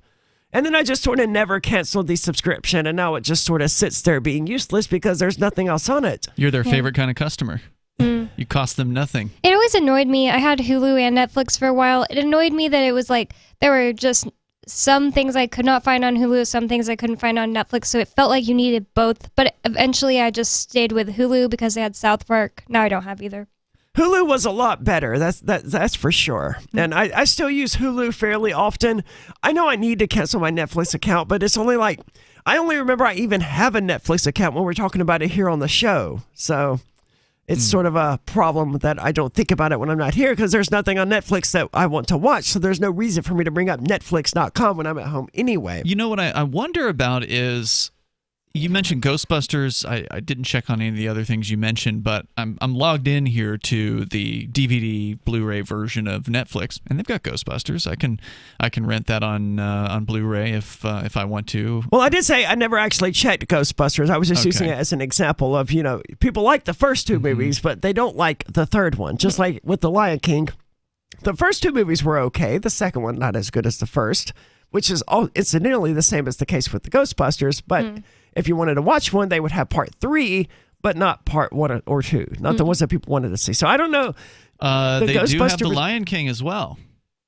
So it probably means they get them and get rid of them and get rid of them all the time. You mean the DVDs? Yeah, or the Blu-rays? I'm thinking there might be a difference between streaming license and the ability to rent a physical disc. I'm sure there is, because I don't think if I wanted to that I could use Disney Plus to rent a physical disc from them. But it's annoying because it used to be on Netflix that if they only had a movie available for disc, they would show you. Like, if you're just like I assume you're just the streaming customer. Right. You can't go on there right now and see the ones that just are available for discs. Yeah, they separated those sites. Yeah, I think there was a time when I know it was because I got True Romance. It's like a Quentin Tarantino movie. I got that on disc, and it was the only thing I ever got on disc. So it used to be both. Now it doesn't. Now I feel like you look up True Romance and they don't have it for streaming. You just don't have it. You don't have the option. In the very beginning of Netflix, so early on, Netflix was a disc-only thing. Like that was what they started doing. I think it was started in the early aughts or the late 90s or something. And at some point they added streaming, and I think that's when you're describing, Bonnie, would have been the very beginning of them adding the streaming service. It was still together with the discs, and then at some point because they wanted to transition people to the streaming service because it cost them less money, presumably. And at some point they figured they could make more money by separating the services and saying, if you like streaming, you can pay for our streaming service, but if you like the discs, then you can pay for that. So that's what happened there, I think. But if you think about it like this, licensing a movie for streaming is an entirely different situation than having a physical inventory of discs that once you've loaned the discs out, they're sold out, right? Like you can't rent, like the old video store, right? Like if everybody comes in there and rents out a new video and you come in after everybody's been there and all the videos are gone, then you don't get to rent that video that weekend. Only because of intellectual property, though. I mean, it should be the case that the video store can just pop a blank DVD into their computer and burn you a new copy of it. But we don't live in that world at this time. True. But my point is, with internet distribution, with streaming, there's no such limitation. So it's a completely different arrangement, whatever the business arrangement is, to say, okay, we Netflix want to stream Lion King. Well, Disney doesn't want them to be able to stream Lion King because Disney wants that exclusive right for Disney Plus now, right? So that's probably why that option is completely off the table. But I don't know what the rules are surrounding renting physical media. Do you have the ability to rent legal? Like if you go and you buy a DVD, does that give you the ability to rent that DVD out? Because ultimately, you're not the one with it. You don't have, like, you're not supposed to display a DVD or whatever for your friends and charge them. You can only display a DVD, as I understand it, legally. And this isn't legal advice, but like if you have a movie, you can have your friends over for a movie night and you can show that movie. You just can't charge them for it. But can you rent the disc out and charge people for that? If not, then there must be some sort of licensing arrangement to allow them to rent these discs. I have no idea because I exist in, streaming world. I don't remember the last time. The last time I rented a movie, it would have been a VHS tape, back in the mid 90s or something. Yeah, see, I never worked in that business. I never, even though I worked at Kmart when I was younger. Yeah. I never worked in the rental business, so I don't know. I know that in the early days, you could get VHS tapes for like $100, and I think that's what the rental stores were paying for them. They could get it sooner than the consumers for 5 times what you would pay for the consumer. That's an extreme markup. It would come out. Yeah, but they would get it early. And they would rent it over and over and over. Right, and then they'd rent it and make the money back. So I don't know what the deal is now with Blu-ray or DVD. Those things come out so fast. Rental stores don't get it any sooner. And there's just torrent sites now. So. Yeah, if you know anything about it, feel free to give us a call here. Are there even still rental stores? I mean, I know there's still the one Blockbuster. Right, because yeah, in Oregon. Yeah, they're famous on Twitter for being the last Blockbuster. But I don't know, maybe someone out there knows more about renting DVDs. 603-283-6160. It's Free Talk Live. The Free State Project has reached its goal of 20,000 liberty lovers who've pledged to move to New Hampshire and get active to achieve liberty in our lifetime. Perhaps you're trying to figure out what part of New Hampshire should be your destination. If so, consider Keene. You'll find more than 150 reasons to move to Keene at move.freekeene.com. Keene is famous for its historic, publicity-generating activism, as well as being the liberty media capital of the world. It's home to freekeene.com, New Hampshire's destination for liberty activism, news, and opinion. For years, we've been compiling over 150 reasons to move to Keene at move.freekeene.com, where you'll learn about some of what's happening here and what makes Keene a great place to live. If you love liberty, you'll probably enjoy anywhere you end up in the Shire. But do your due diligence first. Please visit move.freekeene.com for the full list of over 150 reasons to move to Keene. That's move.freekeene.com. From Feature Story News in Washington, I'm Simon Marks. The White House has confirmed that additional U.S. weapons shipments for Ukraine are in the pipeline amid reports that President Biden is preparing to authorize the transfer of another $800 million worth of lethal assistance. U.S. officials say Ukrainian forces are now being trained outside the country by Americans in the use of howitzer artillery systems. White House Press Secretary Jen Psaki would not be drawn today on the composition of the next raft of assistance, but acknowledged the renewed Russian focus on eastern Ukraine is changing the nature of the battle. The types of weapon systems we're providing are really a reflection of the conversations happening with the Ukrainian leadership and military about what they need in this stage of the war. And because this stage of the war is different, because it's going to be more on the ground and more kind of back and forth long range fighting, there's different kinds of weapons and systems they need. More artillery, more ammunition. It's a different war than it was when they were in the western part of the country. The White House said there are no current plans for the US to help evacuate the last remaining Ukrainian forces in Mariupol, who warned today they cannot survive Russia's onslaught for much longer. At the UN today, sudden action by Secretary General Antonio Guterres. He's asked to meet the leaders of both Russia and Ukraine in Moscow and Kiev respectively, after a group of more than 200 former UN officials publicly urged him to play a bigger role mediating the conflict. From FSN's bureau at UN headquarters in New York, Sarah Walton with more. The UN says the Secretary-General has sent letters to representatives of Ukraine and the Russian Federation asking for President Zelensky and President Putin to meet with him in their respective capitals. It comes after a letter signed by more than 200 former UN officials called on the Secretary-General to take a leading role in mediation in the conflict. They said, "We want to see a clear strategy to re-establish peace," and called for Guterres to visit conflict-stricken areas, hold discussions with opposing sides, and even to temporarily move his office to Europe to be closer to the negotiations. There's been mixed reaction to Wimbledon's decision to bar Russian and Belarusian players from this summer's championships. It means the world's number 2, Daniil Medvedev, among others, will be barred. The ATP said the move created a dangerous precedent, but tennis correspondent David Luddy says the British government is backing it. The All England club discussed with the government what was going to happen. And remember, the sports minister, Nigel Huddleston, previously said nobody flying the flag for Russia, and I'm quoting, should be allowed to play. The rapper A$AP Rocky has been arrested on suspicion of assault with a deadly weapon. He was taken into custody at Los Angeles International Airport this morning in connection with a shooting last November in Hollywood. From bureaus worldwide, this is FSN. Don't miss a moment of Free Talk Live. Get our archives daily via our podcast at feeds.freetalklive.com.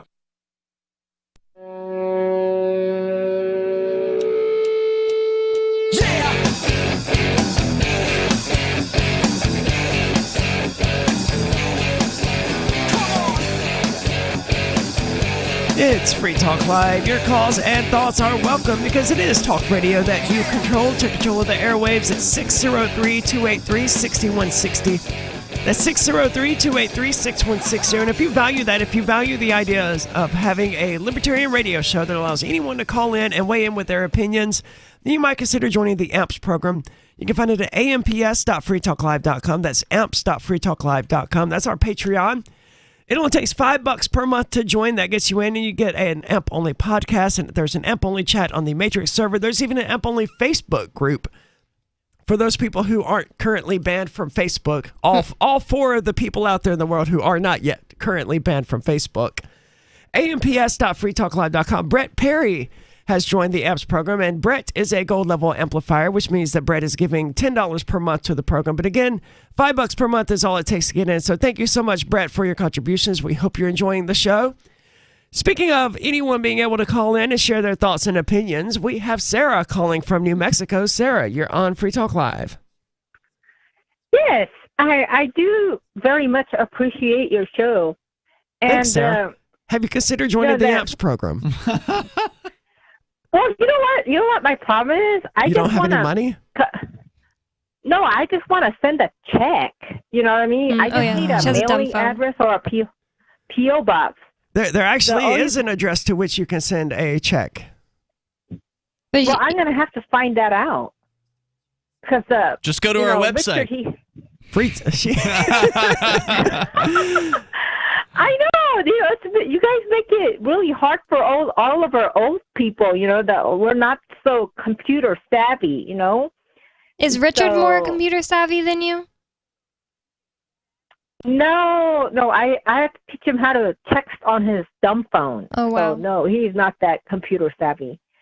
But yeah, help me out later with a P.O. box.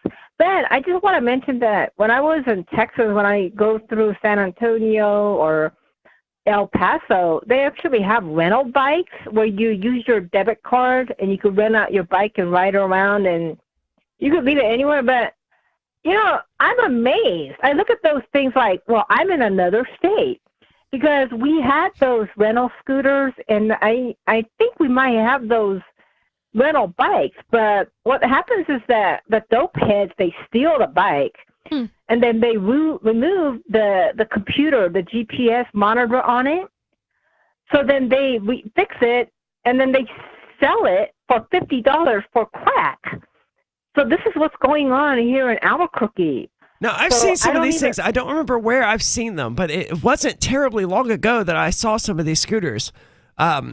And I thought I thought they were locked and you had to use some sort of payment method in order to unlock them. Yeah, like an app. Yeah. Right. What is it? I think all you need is like a MasterCard debit card to plug in to unlock it. And then they charge your card for how many hours or whatever you use. Yeah, but if you never return it, then they're going to hit you with some sort of surcharge for the replacement of the scooter, aren't they? Yeah, but because they got these thieves. They must use a bogus card, or I don't know what they do, but they threw one. They found a scooter in the bottom of the Rio Grande, one of them. They've been stealing them. They would unlock it, haul it in the truck, and they would steal it. And for some reason, it does rack up they must have nothing on the credit card for them to unlock it to let it off. But they would remove all of the computers off of the bike, and they would resell it. So it's just, I believe this is what's going on here in New Mexico. That certainly does. I mean, that does happen. You made me curious, so I've now got an article in front of me about how the shared scooter theft problem, and presumably this exists with bikes as well, talking about the vandalism, theft, the rough handling, all of these things that you would expect from shared property, from property that isn't readily recognizable as, hey, that's my scooter, so I want to take care of it, or that's my bike. So, does it the fact that people aren't taking care of these things, that they are just stealing and, throwing them into the river or whatever they want with them, isn't that sort of evidence that property works and that shared property doesn't work? No, but see, it works in Texas. The Texas laws are very strict. I've seen people that are, those scooters that they're like skateboard with a bar. Yes, I know what a scooter is. Thank you. No, but I mean, it's not the one that you sit, but you stand up. Yes. So what I'm saying, in Texas, they have those. Oh, see, when you said scooter, I didn't even think about like a mobility scooter. Me either. I just thought of assumed scooter. Yeah. Well, I don't know, Sarah, but one thing, these things must just be different. I know the ones in San Antonio, they like stop where they are. Like you can't continue to roll them when you're done paying for them. I've never used one. Oh, okay. I could see that. Like, if you pay for it, you pay in advance for like 2 miles or whatever, and after 2 miles, the wheels lock up, and you have to pay. What if you're out in the middle of nowhere, like you're halfway to your destination? Get the credit card You have to pay more, I guess. I don't know. I've never used them, but I've seen them all the time. They used to annoy me so much because driving stupid scooter crossing the street. I don't know. I don't like here them. in Keene, I've made peace with scooters and skateboarders and bicyclists for the most part. I mean, there is the one aspect that I don't like, and that is they should pick which one they are, whether they're a pedestrian or whether they're a vehicle, right? Because they will cut across the crosswalk and then immediately jump into the actual vehicle lane and then cut across another crosswalk. It's like, no, that's the opposite of what people are trying to do here, right? I mean, if you want to be treated like a pedestrian, that's fine, but then don't try to be treated like a vehicle. Pick one. And even then, I don't want the state to do anything about it. I just want to be able to, flip them off and call them inconsiderate, which I wouldn't even do, but still stop being inconsiderate, basically. Sarah, did you say that you ride any of these scooters or shared bikes or anything? No, I've looked at them when they had them, when they did have them, but I think most of it disappeared. And since I'm only 5 foot, those bicycles, I can't ride those. It's for people with like a really long legs, so I can't ride those bikes. They don't let you adjust I think the you need seat? an app, Ian. I'm pretty sure in San Antonio, at least, you need an app. So there's no way she could do it. Wow. Sarah, have you Yeah, ever ridden so a you gotta- bike? When you were a kid? I've ridden a bike. Okay. Yeah. Okay. But what I'm saying is But that not one of New these Mexico bikes. Law, You need like there's a kid's something bike. wrong with our state. Mm-hmm. There is something wrong No, with sir. every state, Sarah. Then that is that they exist. Yeah, that is true. Everywhere you go, it's always You don't got agree with me. You pros don't. and You didn't cons. understand what I said. No, she said they have pros and cons. Mostly there's good cons. things about it. Thank Yeah, you so you've much got for the the call tonight, total- Sarah. I want to get into this, though, and I hate to cut you off, but I do want to get into this because it does evidently represent some sort of a problem. And I see these things around. I really wish I could remember where I saw one because it wasn't terribly long ago. It Was must- in Boston? The shared scooters? Yeah. I thought they have them Cities. in Boston. Big cities have them. I know, but I saw one like within the last few months would suggest it was somewhere in New Hampshire. And I don't recall where, and that's what's eating at the back of my mind. But vandalism, theft, all of these things are an issue for these things. And there's an article here about it, and most of the article isn't really worth getting into, but it is curious that this experiment with social property, as a way. I mean, somebody owns these scooters, right? But that's not how the average person treats them. When they see this, they think, oh, well, it's basically a bus version of, it's a city bus version of a scooter or something. And so they treat it like crap. They end up breaking it. There's no incentive for them to take care of it. Yeah. Mm. And isn't there a term for this? No. Community property. Yeah, I guess so. They have these at the college. They're not scooters, but they have bikes. They have these green bikes that At the college here in Keene? Yeah, the college Okay. students are allowed to just kind of, if they see one, they can pick it up and ride it over to wherever they want to leave it, and then they leave it there. I don't think there's any fancy stopping system or Do they rental. pay it? No, I don't think there's anything For it? like that. It's just like you see the green bike. If you're a college student, you can take it. But these things are just, they look terrible. They look like they're the worst bike you could possibly imagine. And they do have a guy that his job is to take care of the bikes on the college campus. So I'm pretty sure they are taken care of. They're just, you wouldn't want to steal them because they're just so ugly. It does sound ugly, a bright green bike, yeah. And, that probably works for the college kids who are, paying to go there. So that's not the worst thing ever. But we're going to talk about Netflix when we get back and how it's losing subscribers. 603-283-6160. It's Free Talk Live. This is Michael Dean from the Freedom Fiends. I've run websites since 1996 and have used over a dozen web hosts in that time. AgristHosting.com is the only one that hasn't broken my heart. Agrist Hosting's uptime and service is stellar, and their DDoS mitigation is the best I've seen. That's important because if you tell the truth in this world, you'll ruffle feathers.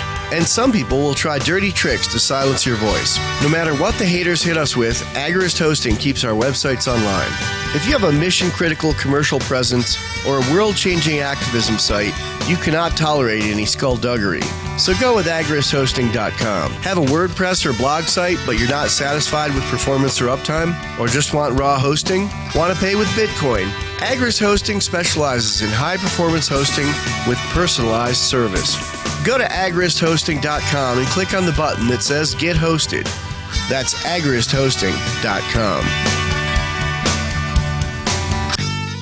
Looking for a great real estate investment? Consider New Hampshire, which is ground zero for the Liberty Movement. Your first call should be to Mark Worden from Porcupine Real Estate. He's more than just a real estate agent. He's your New Hampshire concierge. Where are the best places to live? Do you want farm, city, the burbs, or forest? Do you want a duplex or multifamily building so that renters pay your mortgage? There are homes in all price ranges in New Hampshire, and Mark can help with financing too. Invest in Liberty and property. Mark Worden can help. PorcupineRealEstate.com. If you want to know the latest about Free Talk Live before we go on the air, all you need to decide is how you want it delivered. It's your choice. Visit news.freetalklive.com to receive our usually weekly news updates by email. Plus, we have a Twitter account at twitter.freetalklive.com, and you can follow us on the decentralized Mastodon platform at toot.freetalklive.com. So please follow us at toot.freetalklive.com and sign up for our emails at news.freetalklive.com.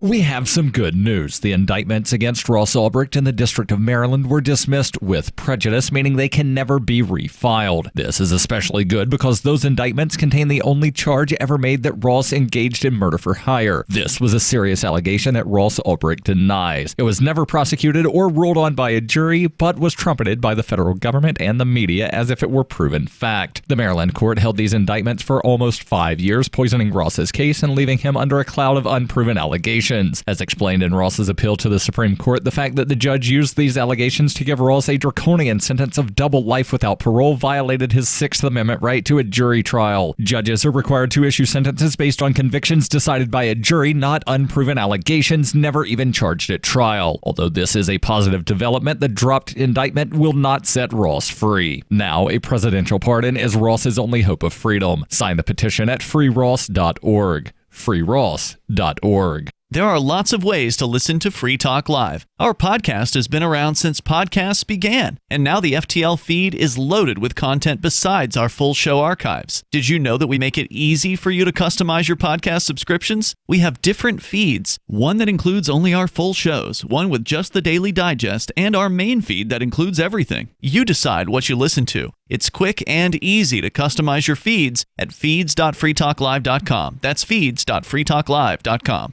So you've signed the Shire Society Declaration and are planning your move to New Hampshire to be around more liberty-oriented people. Next, sign up for the Shire Society Forum at forum.shiresociety.com. There are a bunch of people there who are already in the Shire, and they want to meet you. If you're already in the Shire physically, you should also come by the forums. Remember, not everyone uses Facebook. New people are signing up for the Shire Society Forum every month, so drop in and say hello at forum.shiresociety.com. We're still not sure why you'd want to watch, but our video feed is streaming nightly for free at cam.freetalklive.com.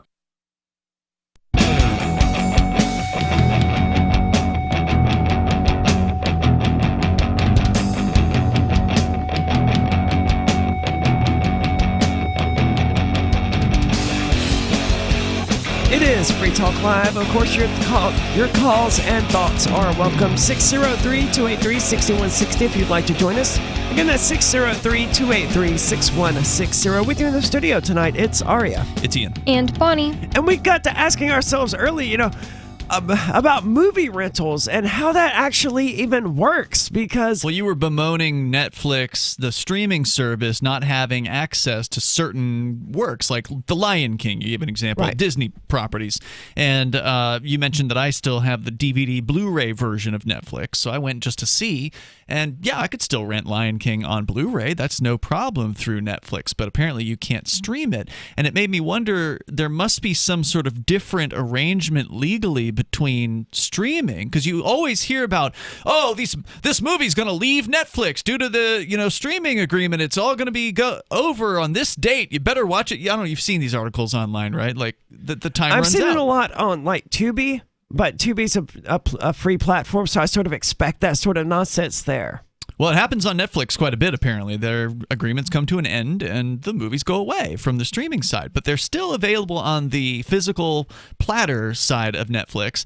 And I sort of speculated aloud that maybe there's some more protections that you have if you actually have the physical copy. But what does it take to get a rental, version? Do you have to pay extra to the licensor or whatever? And it turns out that according to Avo.com, there's a lawyer here. Actually, it's a series of answers to the question of, is it legal to rent out DVDs that I've purchased? So if you go to Walmart or online or whatever and buy a copy of one of these DVDs or Blu-rays, can you then just start charging people to rent it out? And a few attorneys said no, but one guy says, I disagree with my colleagues who conclude that it's unlawful to rent a DVD movie. Copyright law at USC Section 106, 17 USC 106.3 provides that the owner of a copyright has the exclusive right to, quote, distribute copies of a copyrighted work to the public by sale or other transfer of ownership or by rental, lease, or lending. However, the first sale provision of copyright law in a different section, 109A. So before we go into that, let's recap what that first part was, which was that a company that produces media can sell it to you and grant you a license to rent it out. Can grant you a license to rent it out. Exclusive right to do that, with the exception of Section 109A, which is the first sale provision that provides that notwithstanding their copyright owner's distribution right, the owner of a particular copy of a work, quote, is entitled, without the authority of the copyright owner, to sell or otherwise dispose of that copy. Meaning that if you go and you buy a DVD or a Blu-ray or something, and you watch it, and you're tired of it, and you want to sell it at a garage sale, you have the full right to do that. Sure. But you can also otherwise dispose of the copy, which includes the ability to rent it out to people. How's that disposing of it? Well, I would say that's still selling it, right? Because it's not a rental until they bring it back. True. Otherwise, you're selling it. It's sort of like at a pawn shop. There's a difference between pawning and selling in their worldview. But when it really comes down to it, you're selling it to them, and you don't reclaim it until you actually go to pick it up and pay them back that money. So in the DVD world, you buy the DVD for $1 or whatever, and it's expected that you're going to bring it back. But really, other than being a good person, there's nothing requiring you to actually take that DVD back, other than the video store will call you or whatever.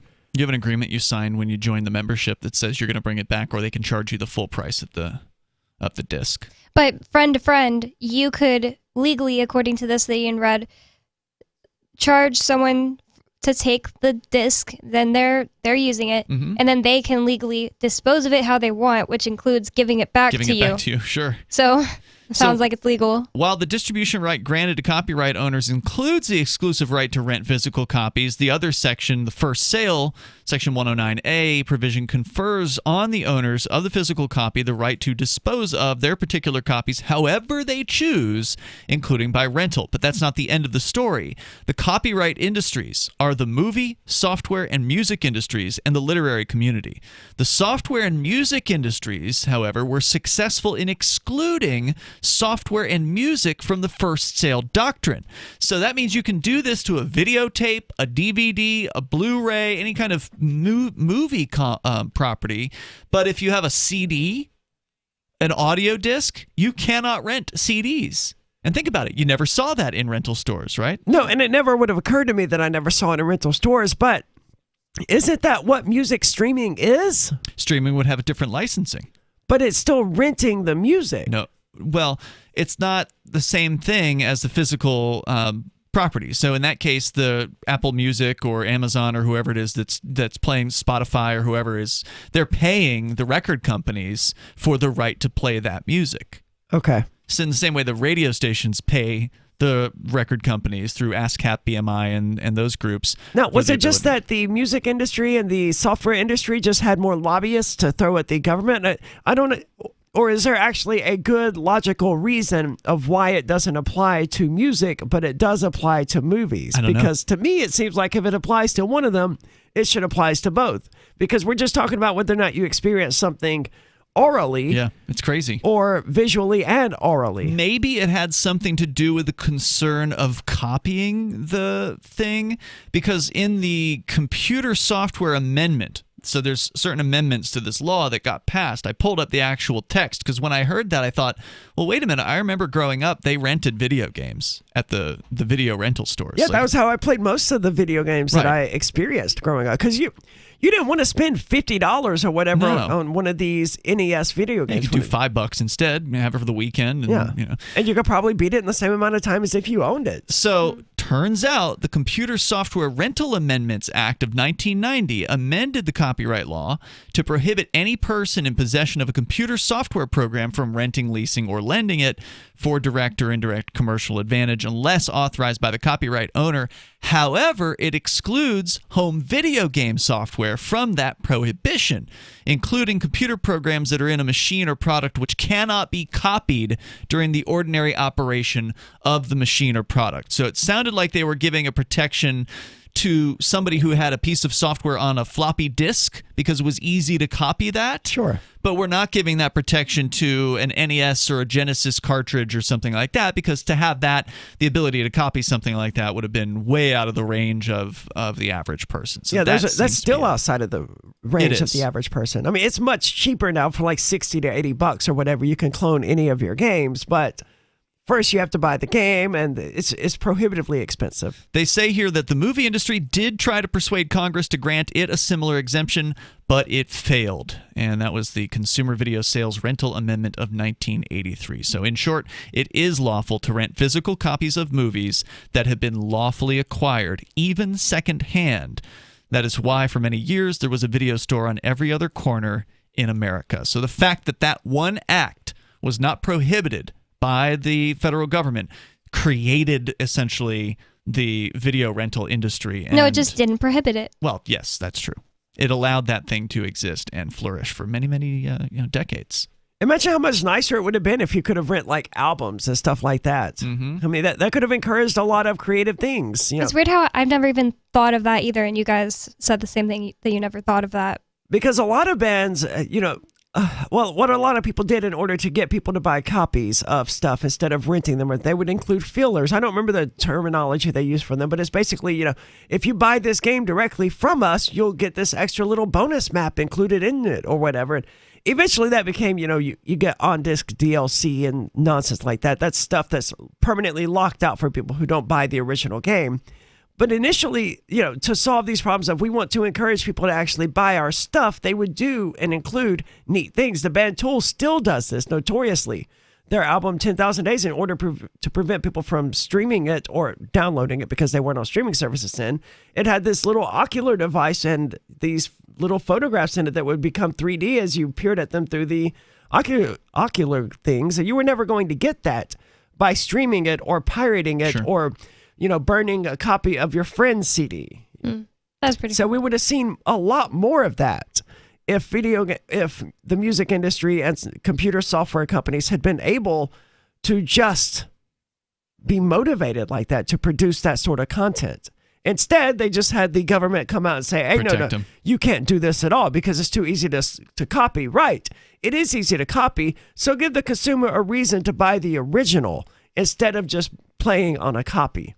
Or instead of just installing from a copy. So video rental stores don't pay licensing fees to physically rent physical copies of movies. There's no need. But if you are a streamer, then you absolutely have to license that content because there's no limitation to streaming beyond the bandwidth that you have.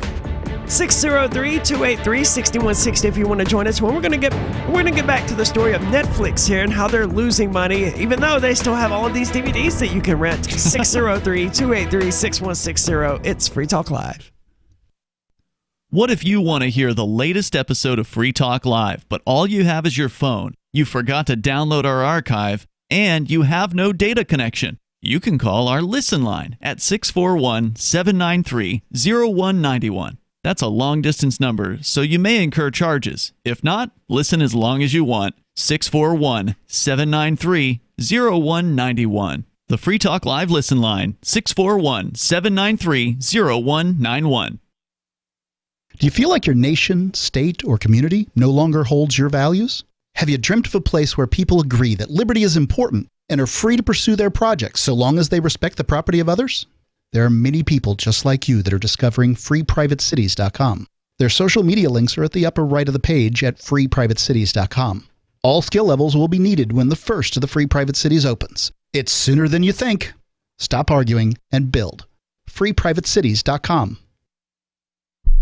The new 4th edition of Healing Our World, The Compassion of Libertarianism, will take your understanding of liberty to a deeper level and has over 1,300 updated references, new cartoons, and a foreword by Dr. Ron Paul. With discounts for multiple book purchases, the 4th edition of Healing Our World is a great gift for the liberals, pragmatists, environmentalists, and Christians in your life who think libertarianism is cold-hearted. Get yours today at healing.freetalklive.com and use promo code FTL for a $5 discount. Tired of cancel culture? Sick of mega tech corporations holding an axe over your head? Join the LRN.FM Matrix chat server. It's self-hosted, so no one else can tell us what to do or say. Don't like the existing channels? You can make your own. You can even connect into some of our channels from other Matrix servers. It's federated. For the full LRN.FM Matrix experience, though, you should join our server via the step-by-step instructions at chat.lrn.fm. Chat.lrn.fm. You're listening to the live edition of Free Talk Live. Hour number 3 is next after the news here on the Liberty Radio Network at LRN.fm. From Feature Story News in San Francisco, I'm Ira Spitzer. The U.S. says Russia's test of a new nuclear-capable long-range missile won't influence its strategy in Ukraine, where Washington continues to provide weapons and training to Ukrainian forces following Russia's invasion.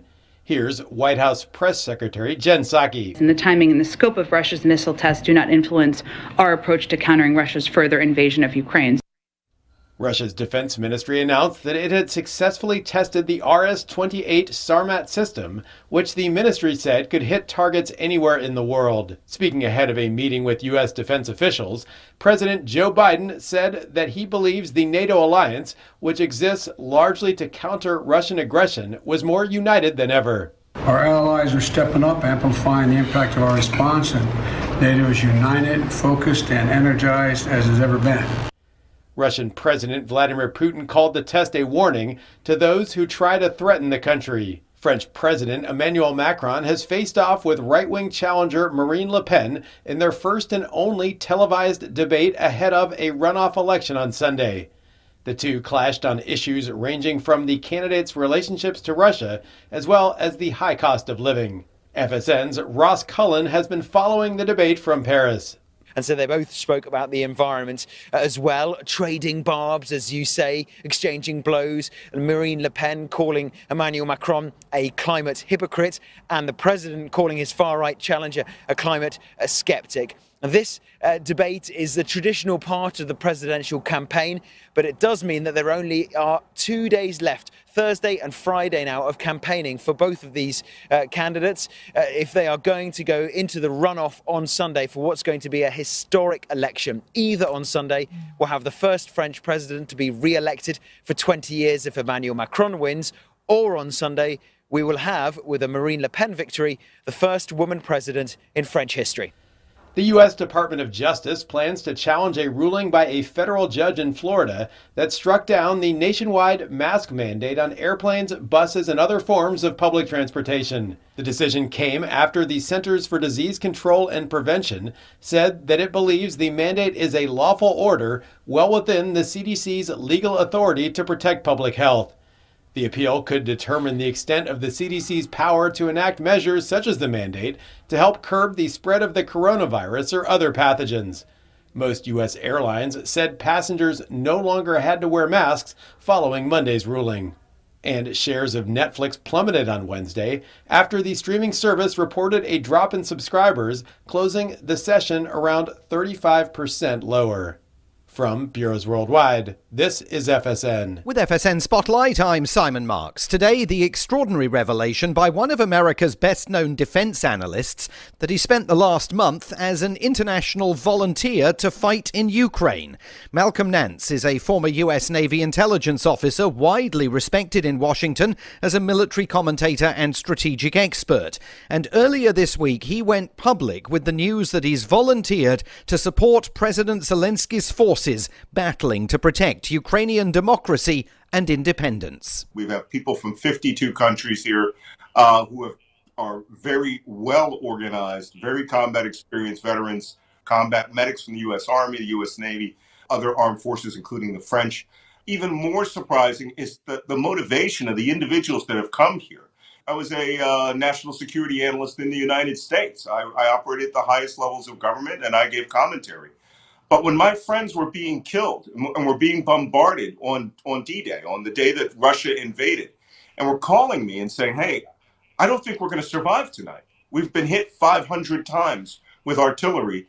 I just realized that my job was to use the skills that I had developed in over 36 years in the armed forces and the U.S. intelligence community to come here and assist this country in stopping this. Tomorrow, Malcolm Nance on the risks to his own personal safety of his decision to deploy in Ukraine. With FSN Spotlight, I'm Simon Marks. The main news again. The U.S. says Russia's test of a new nuclear-capable long-range missile won't influence Washington's strategy in Ukraine. French President Emmanuel Macron faces off with right-wing challenger Marine Le Pen in a debate ahead of Sunday's election. And the U.S. Department of Justice plans to challenge a ruling striking down the nationwide mask mandate on public transportation. That is the latest feature story news. Ira Spitzer reporting. It's the Onion Radio News. A crazy man announces plans to stand in a doorway and yell at cars. This is Doyle Redland reporting. Dennis Fife, an Alhambra, California crazy man, held a press conference today to announce his intention to stand in the doorway of the office building at 2600 Kenilworth Avenue and yell at cars all day. At approximately 9:30 a.m. on the day in question, shortly after I finish lunging at dogs, I will proceed to the front steps of the Simmons building and yell loudly for 9 hours. The screaming will be broken by a 15-minute fit of rigid catatonia, most likely in the late afternoon. Among the topics Fife plans to address during his 9-hour rant, the ace of diamonds, bookshelves, the man trying to kill him, plastic bags in trees, Trapper John M.D., and papers everywhere. Doyle Redland for the Onion Radio News, online at theonion.com. This is the Onion News Network.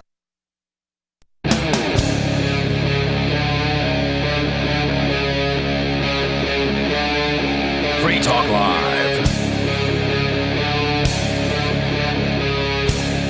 It's Free Talk Live. Of course, you can join us, take control of the airwaves, share your thoughts and opinions. 603-283-6160.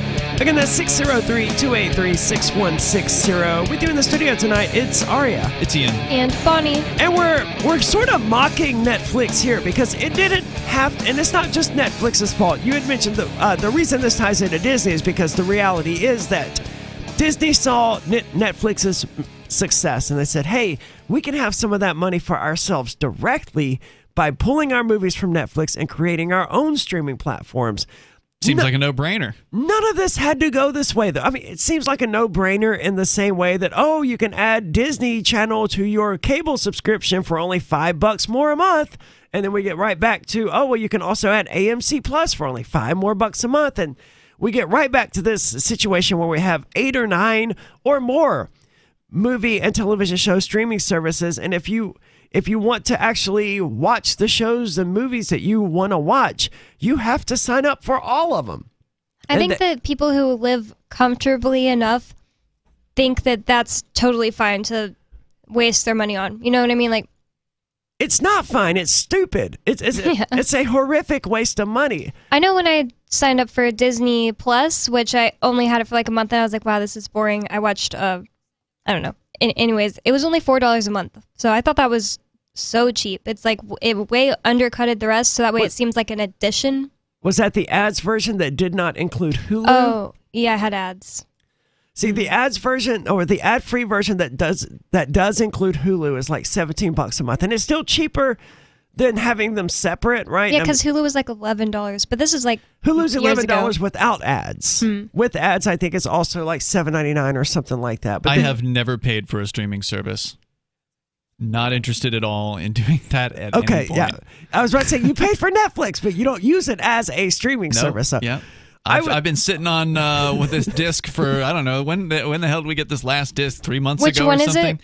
Cloud Atlas. Oh, yeah, like a month. 2 or 3 months ago at this point. It's just like it's a 3-hour movie. I've seen it once and I didn't get it, and I have no desire to watch it again. But, you know, I've paid for a lot of these streaming services. I've used a lot of free streaming services as well. I think the one I probably watch more than any other is YouTube, because because if you have an ad blocker, you're not watching YouTube ads, and you can actually see people who care about content they're making instead of content that's been focus grouped to be as pristine and clean, as inoffensive as possible. Wow, so if you pay for it, you can see different people you can't see if you're not paying? What? Sorry, if you pay for YouTube, you can see extra creators? No, I don't think so. There is a YouTube Red? YouTube TV is what I'm thinking of. Okay, yeah.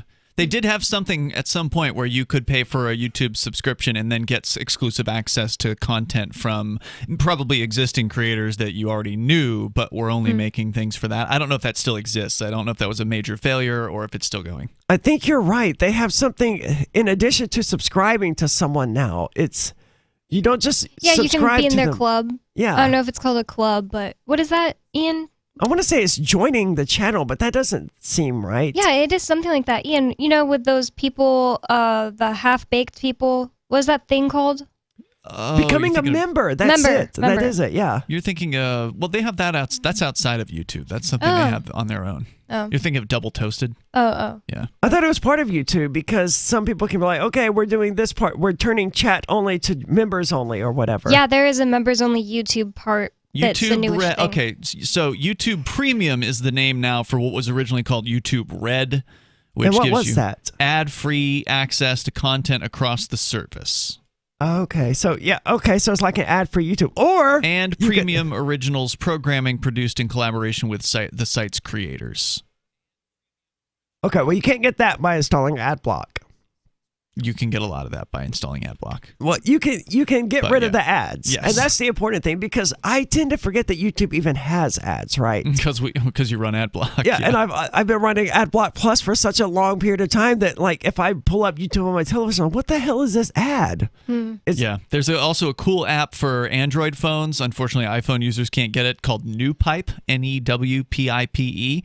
And so it knocks out the ads from your mobile device as well, because if you play the YouTube app, you're going to see the ads on a mobile device. But if you use Newpipe, it knocks those things out. And it lets you download the videos if you want to, or just download the audio track. And you can play the audio tracks in the background of your phone, so you don't have to actually have the damn video up on your phone. You can actually listen to the thing while you're doing whatever. Oh, that's a good feature. It's amazing.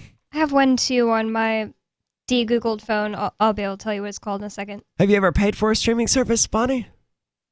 Didn't you used to have Hulu? Oh, yeah, I had Hulu and Netflix and Disney Plus, and often not for that long. Maybe Hulu and Netflix for like a year, and then Disney Plus for like a couple months, and I ran out of things I cared about on there. I like the option of being able to pay for an ad-free service. I think they probably are charging a bit too much per subscriber for it. Like, I don't think the difference between ad-free and with ads for Hulu should be $6 a month or $7 a month. I doubt they're making $6 a month by serving me a number of ads. But I bet $6 worth it to a lot of people because... I mean, it is to me. If I get the option of being, and it's not YouTube, it's somewhere where I can just install an ad block and just make the ads go away, which it amazes me. YouTube knows that's happening, right? They have to know, and they could prevent it. If they wanted to, Hulu, Netflix, these or maybe not Netflix because they've ever run ads, but Hulu. They're talking about it though. They are. HBO Max and all of these others, Tubi, they have found ways to circumvent ad blockers where your video just won't play if you have an ad blocker. You have to go in and disable it in order. Why? YouTube has never done that. So yeah, it's interesting. It is interesting, but Netflix, as we've been alluding to and haven't yet gotten to, they're down 35%, wiping out more than $50 billion off their market cap. And this is, as we calculated during the last break, because they lost 0.1% of their subscribers. They're down from like 220 million. They lost like 200,000. It's 220 million global subscribers. That's a lot of people. It's almost half. There's another story I had here that breaks it down to U.S. and Canada, and it's basically half of households.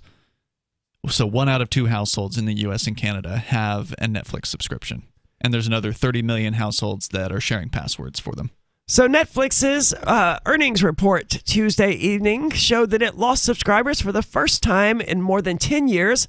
The results and weak outlook led to a wave of downgrades from Wall Street on fears over the company's long-term growth potential. Well, I mean, really, obviously there's 8 billion people in the world, but not all of them have internet access.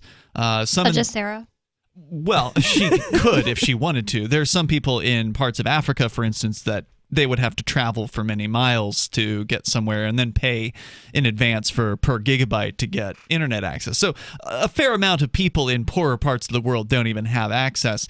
But if they're in the richest market in the world, the United States, the wealthiest market in the world, and they're already penetrated into half of households, they don't have that much more room to grow.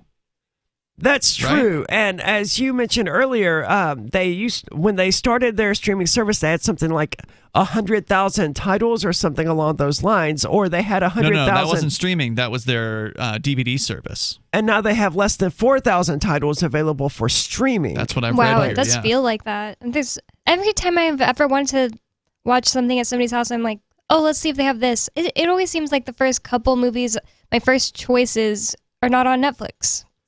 That is the case. Netflix, they are the worst performing stock of 2022. I've got bad news for people. 2022, we just entered the second quarter, man. But they are down 62.5% year to date. So they are not doing well. And you got to remember, a lot of that was during COVID of last year, where you would expect streaming services to be on their way up, right? Yeah. Wow, so they didn't go up during COVID? I'm pretty sure they did. Well, so maybe this is just them getting back to normal equilibrium. I mean, all they lost was 200,000 subscribers. But the thing is, people are freaking out, and they sold the stock, and then other people saw the stock being sold, so they sold the stock, right? Like it's a race to the bottom.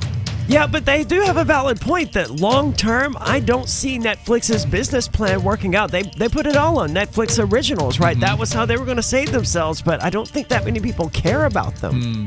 I don't keep my Netflix account open for Netflix originals. 603-283-6160. I can even name an original. Are you tired of your taxes funding endless occupations around the world? Antiwar.com is run by people who understand that wars abroad become wars at home, wars on our freedoms. Antiwar.com is dedicated to bringing you the latest in news, views, interviews, and reviews from the top movers and shakers in the anti-occupation movement. Antiwar.com has it all, from thorough foreign policy analysis to interviews with whistleblowers who used to run the military-industrial complex. Anti-war, pro-free market. That's antiwar.com. When a lunar observatory detects a radio broadcast originating from Proxima Centauri, the nations of Earth discover their first contact with an alien race may also be their last. With the Proximans facing an extinction-level disaster, Earth must choose between sending a ship on a multi-year journey or allowing nature to take its course. Saving Proxima, a hard science fiction thriller by Travis S. Taylor and Les Johnson from BaneBooks.com. Is oral health important to you? If you don't like your own teeth, fresh breath, or kissing people, then by all means stop listening. Several years ago, I met Jessica Armand, founder and CEO of My Magic Mud, and I became passionate about the product that she created and never want to live without it. It's clinically proven to whiten teeth, but I find it does much more. They want you to love My Magic Mud as much as I do, so they're giving you a money-back guarantee plus 20% off. Go to mymagicmud.com and use coupon code FTL20 at checkout. mymagicmud.com, FTL20. Are you tired of governments murdering people around the world? Stop using their money. There is an alternative. Bitcoin is a stateless, free market, non-political currency. Bitcoin cannot be inflated or controlled by any government. By using their money, you are helping the state. Stop doing it! You have an incredible alternative available now. Learn it, use it, spread it. Get started with Bitcoin at bitcoin.com. That's bitcoin.com. Join liberty-minded voluntarists, anarchists, and libertarians from June 27th through July 3rd for the 6th annual Forkfest at Rogers Campground in the beautiful White Mountains of New Hampshire. Forkfest is a fork of the Porcupine Freedom Festival, which sold out for the first time in 2021. Forkfest takes place the week after Porkfest, but Forkfest is decentralized, which means that there's no ticket cost and no one is in charge. All you have to do to join the fun is reserve your camping site, RV site, or motel room with Rogers Campground for June 27th through July 3rd. There's no better place to celebrate Independence Day than around other freedom-loving activists in the Shire. You can find out more at the unofficial website, forkfest.party. You can also connect with other attendees on the Forkfest Telegram and Matrix chat rooms, as well as the Forkfest Forum. You can find links to those at forkfest.party. We hope to see you there.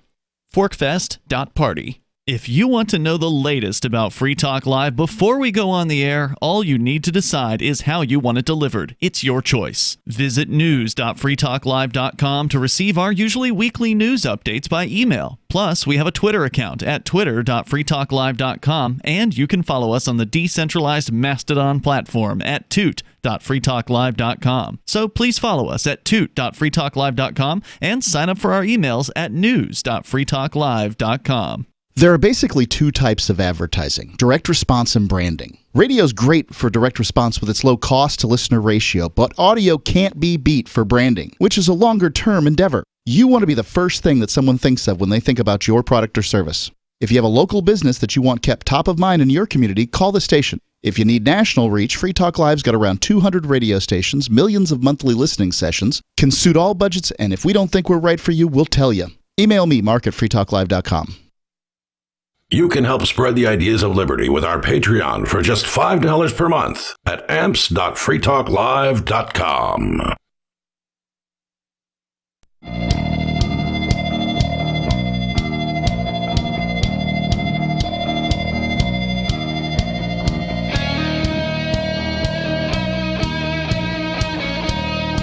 It's Free Talk Live, and you can join us 603-283-6160. We're talking about the steps that have led to Netflix's downfall. A lot of them, sadly, were beyond Netflix's control. Like, they couldn't do anything about HBO and Cinemax and Starz and all of these other streaming services coming into existence because they weren't happy with the 1 cent per streaming view they got from Netflix or whatever. They wanted that money for themselves because they could get more money if they opened their own streaming service. Instead of getting 1 cent every time an HBO movie was played on Netflix. And then there's Amazon Prime. And more streaming services are constantly coming to me as I have this insane conversation. It's crazy to me that SpongeBob is only on Amazon Prime. Like, SpongeBob should definitely be on Netflix or Hulu. There isn't a Nickelodeon streaming service? Maybe there is. I never got that one if there is one. Maybe that's why it's not on Netflix or Hulu. That used to blow my mind. I can get it on Netflix DVD. You can get what? SpongeBob. The movie? SpongeBob SquarePants from the year 2008 season. SpongeBob movie. Lord. Sponge on the Run from 2021. So only one season? I'm just looking here. There's a ton of DVDs here. I can't read them all to you. There's a ton of SpongeBob on. Ian didn't watch SpongeBob until I showed him the first season. I watched SpongeBob with my nephew when he was growing up, but it was not my thing. What? SpongeBob is the best show that anybody ever conceived of. I feel like I've seen better. But let's go to the phones. It's no Ren and Stimpy. It's way That's better true. than Ren and Stimpy. No, it's not. Yes, it is. Ren and Stimpy's better than SpongeBob. Jack from Ocean Shores, which is better, SpongeBob or Ren and Stimpy? Stoned, it is SpongeBob. No. It is ridiculously entertaining. It's entertaining. SpongeBob is so good and lovable and amazing. There's so many adult jokes. Yeah. It gets better the older you get. Yeah. I don't know how true that is because I remember when Adult Swim made this great big thing. I'm a gay man. He's gay for sure. I always thought he was gay too. Well, who's gay? SpongeBob. And the guy that runs the hamburger place. I mean, for heaven's sakes, Anyway, I was going to comment. You guys know about the Netflix show that came out last couple days. He's expecting, and you know about the Elon Musk tweet that down Netflix today. Hold on. What? No, I have no idea. I know all of those are words. No, you can Google all this stuff. There's a show on Netflix called He's Expecting. It's a Japanese Netflix show. And it's a woman, wrapping her arms around the man's belly. He's in the front, pregnant. Oh, he's expecting. I've seen the image on social media. I didn't know it was real. It's Japanese, though. I mean, first of all, nothing the Japanese produce when it comes to entertainment television should be counted as anything except the Japanese being eccentric when it comes to television. I think the reason why this is getting spread around. That's Korean. The reason why this is getting spread around is because it's evidence of Netflix gone woke, total wokeism, a series about a man who's pregnant, right? At the same time, I think Apple just put out a new icon for the iPhone with a man who's pregnant as their little the little emojis. So and that's what Elon Musk said. I mean, I know that, but the Japanese also once produced, and I was trying to find the name of it. They once produced a television show where they just kept this dude locked in an apartment, largely against his will, for a number of months until I think he ultimately went crazy, and that was just this reality TV show that Japanese people watched. Was this pre-COVID? Well, you can buy a pair of panties in a concession stand in Japan, but it isn't on Netflix. Mm-hmm. That's the difference. So what did Elon Musk say? His exact thing was, you can look it up and verify me, was wokeism is a disease in the brain. This is what tumbled Netflix today, and it's unwatchable. That's verbatim. I'm almost verbatim. You can look that up very easily. And that's the show that I was talking about was called Nasube, apparently, and it ran for about 4 years from 1998 to 2002. The same guy? That's like the Truman Show. Yeah, he started with nothing. He was cut off from outside communication and broadcasting and had nothing to keep him company except the magazines he combed through for sweepstakes entry forms. After 335 days to reach his target, he got some sort of... It goes on a bit about just how bad of an idea this ultimately was, and this was just yet another Japanese television show. Look, if this is proof of Netflix... Was it on Netflix? Stop asking that. It doesn't... No one cares. Who watches Netflix? They have 4,000 titles now. They're irrelevant as far as a company goes. Sure, people Is Netflix Christian or something? They still have 200 million subscribers, certainly. How many are they going to have a few years from now? How many of those are people like me who just haven't bothered to cancel their Netflix account? There's a reason that these people are selling off Netflix. You ask, but was it on Netflix? Like, that's some great big thing. I would be far more impressed if it was on Amazon Prime or Hulu or HBO Max or just about anyone else except Netflix. But even so, Amazon Prime is the best.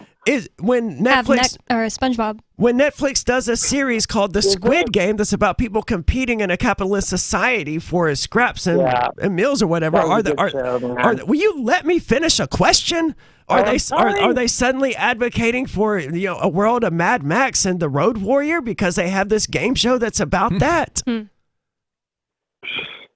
No, but I'm talking about he's expecting, not the game show that's not on Netflix. So I'm confused. Squid Game is absolutely on Netflix. Oh, Squid Games is. It's an absolutely wonderful show, by the way. I loved it. Yeah, but it's not evidence that Netflix is supporting that worldview, is it? It's not.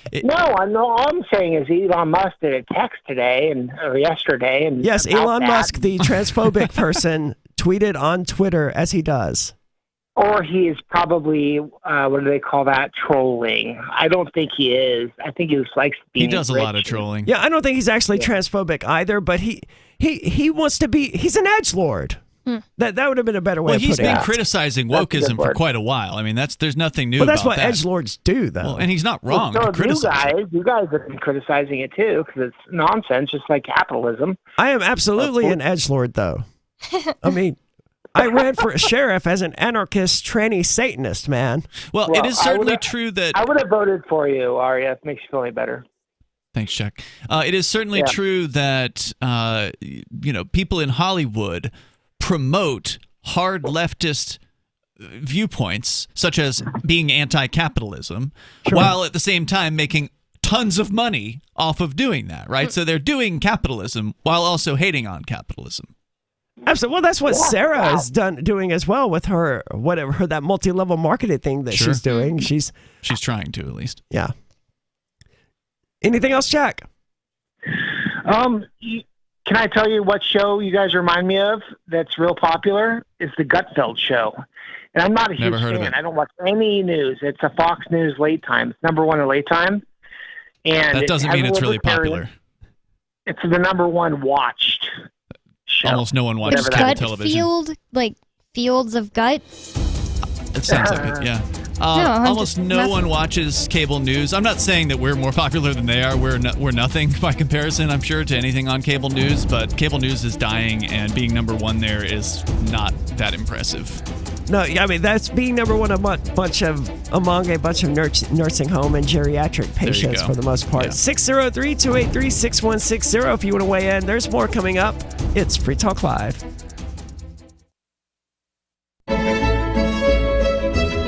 Carl Watner, longtime proponent of a voluntary society, died last December. You may have seen his articles published on his website, voluntarist.com, in his newsletter, The Voluntarist, the Mises Institute, or elsewhere over the last 40 years. His newest book, I Must Speak Out, Volume 2, The Best of the Voluntarist, is now available via Liberty Under Attack Publications. This 430-page second volume spans the years of 2000 through 2020 and includes articles by Carl Watner, Hans Hermann Hoppe, Karl Hess, Benjamin Tucker, George H. Smith, Lysander Spooner, Pete Eyre, Joyce Brand, and many others. I Must Speak Out is for the newly initiated, the veteran voluntarist, or anywhere in between. Buy the book now at libertyunderattack.com/voluntarist. For more great content on building a voluntary society and for Carl's extensive archives, check out voluntarist.com. From Feature Story News in San Francisco, I'm Ira Spitzer. The U.S. says Russia's test of a new nuclear-capable long-range missile won't influence its strategy in Ukraine, where Washington continues to provide weapons and training to Ukrainian forces following Russia's invasion. Here's White House Press Secretary Jen Psaki. And the timing and the scope of Russia's missile tests do not influence our approach to countering Russia's further invasion of Ukraine. Russia's defense ministry announced that it had successfully tested the RS-28 Sarmat system, which the ministry said could hit targets anywhere in the world. Speaking ahead of a meeting with U.S. defense officials, President Joe Biden said that he believes the NATO alliance, which exists largely to counter Russian aggression, was more united than ever. Our allies are stepping up, amplifying the impact of our response, and NATO is united, focused, and energized as has ever been. Russian President Vladimir Putin called the test a warning to those who try to threaten the country. French President Emmanuel Macron has faced off with right-wing challenger Marine Le Pen in their first and only televised debate ahead of a runoff election on Sunday. The two clashed on issues ranging from the candidates' relationships to Russia, as well as the high cost of living. FSN's Ross Cullen has been following the debate from Paris.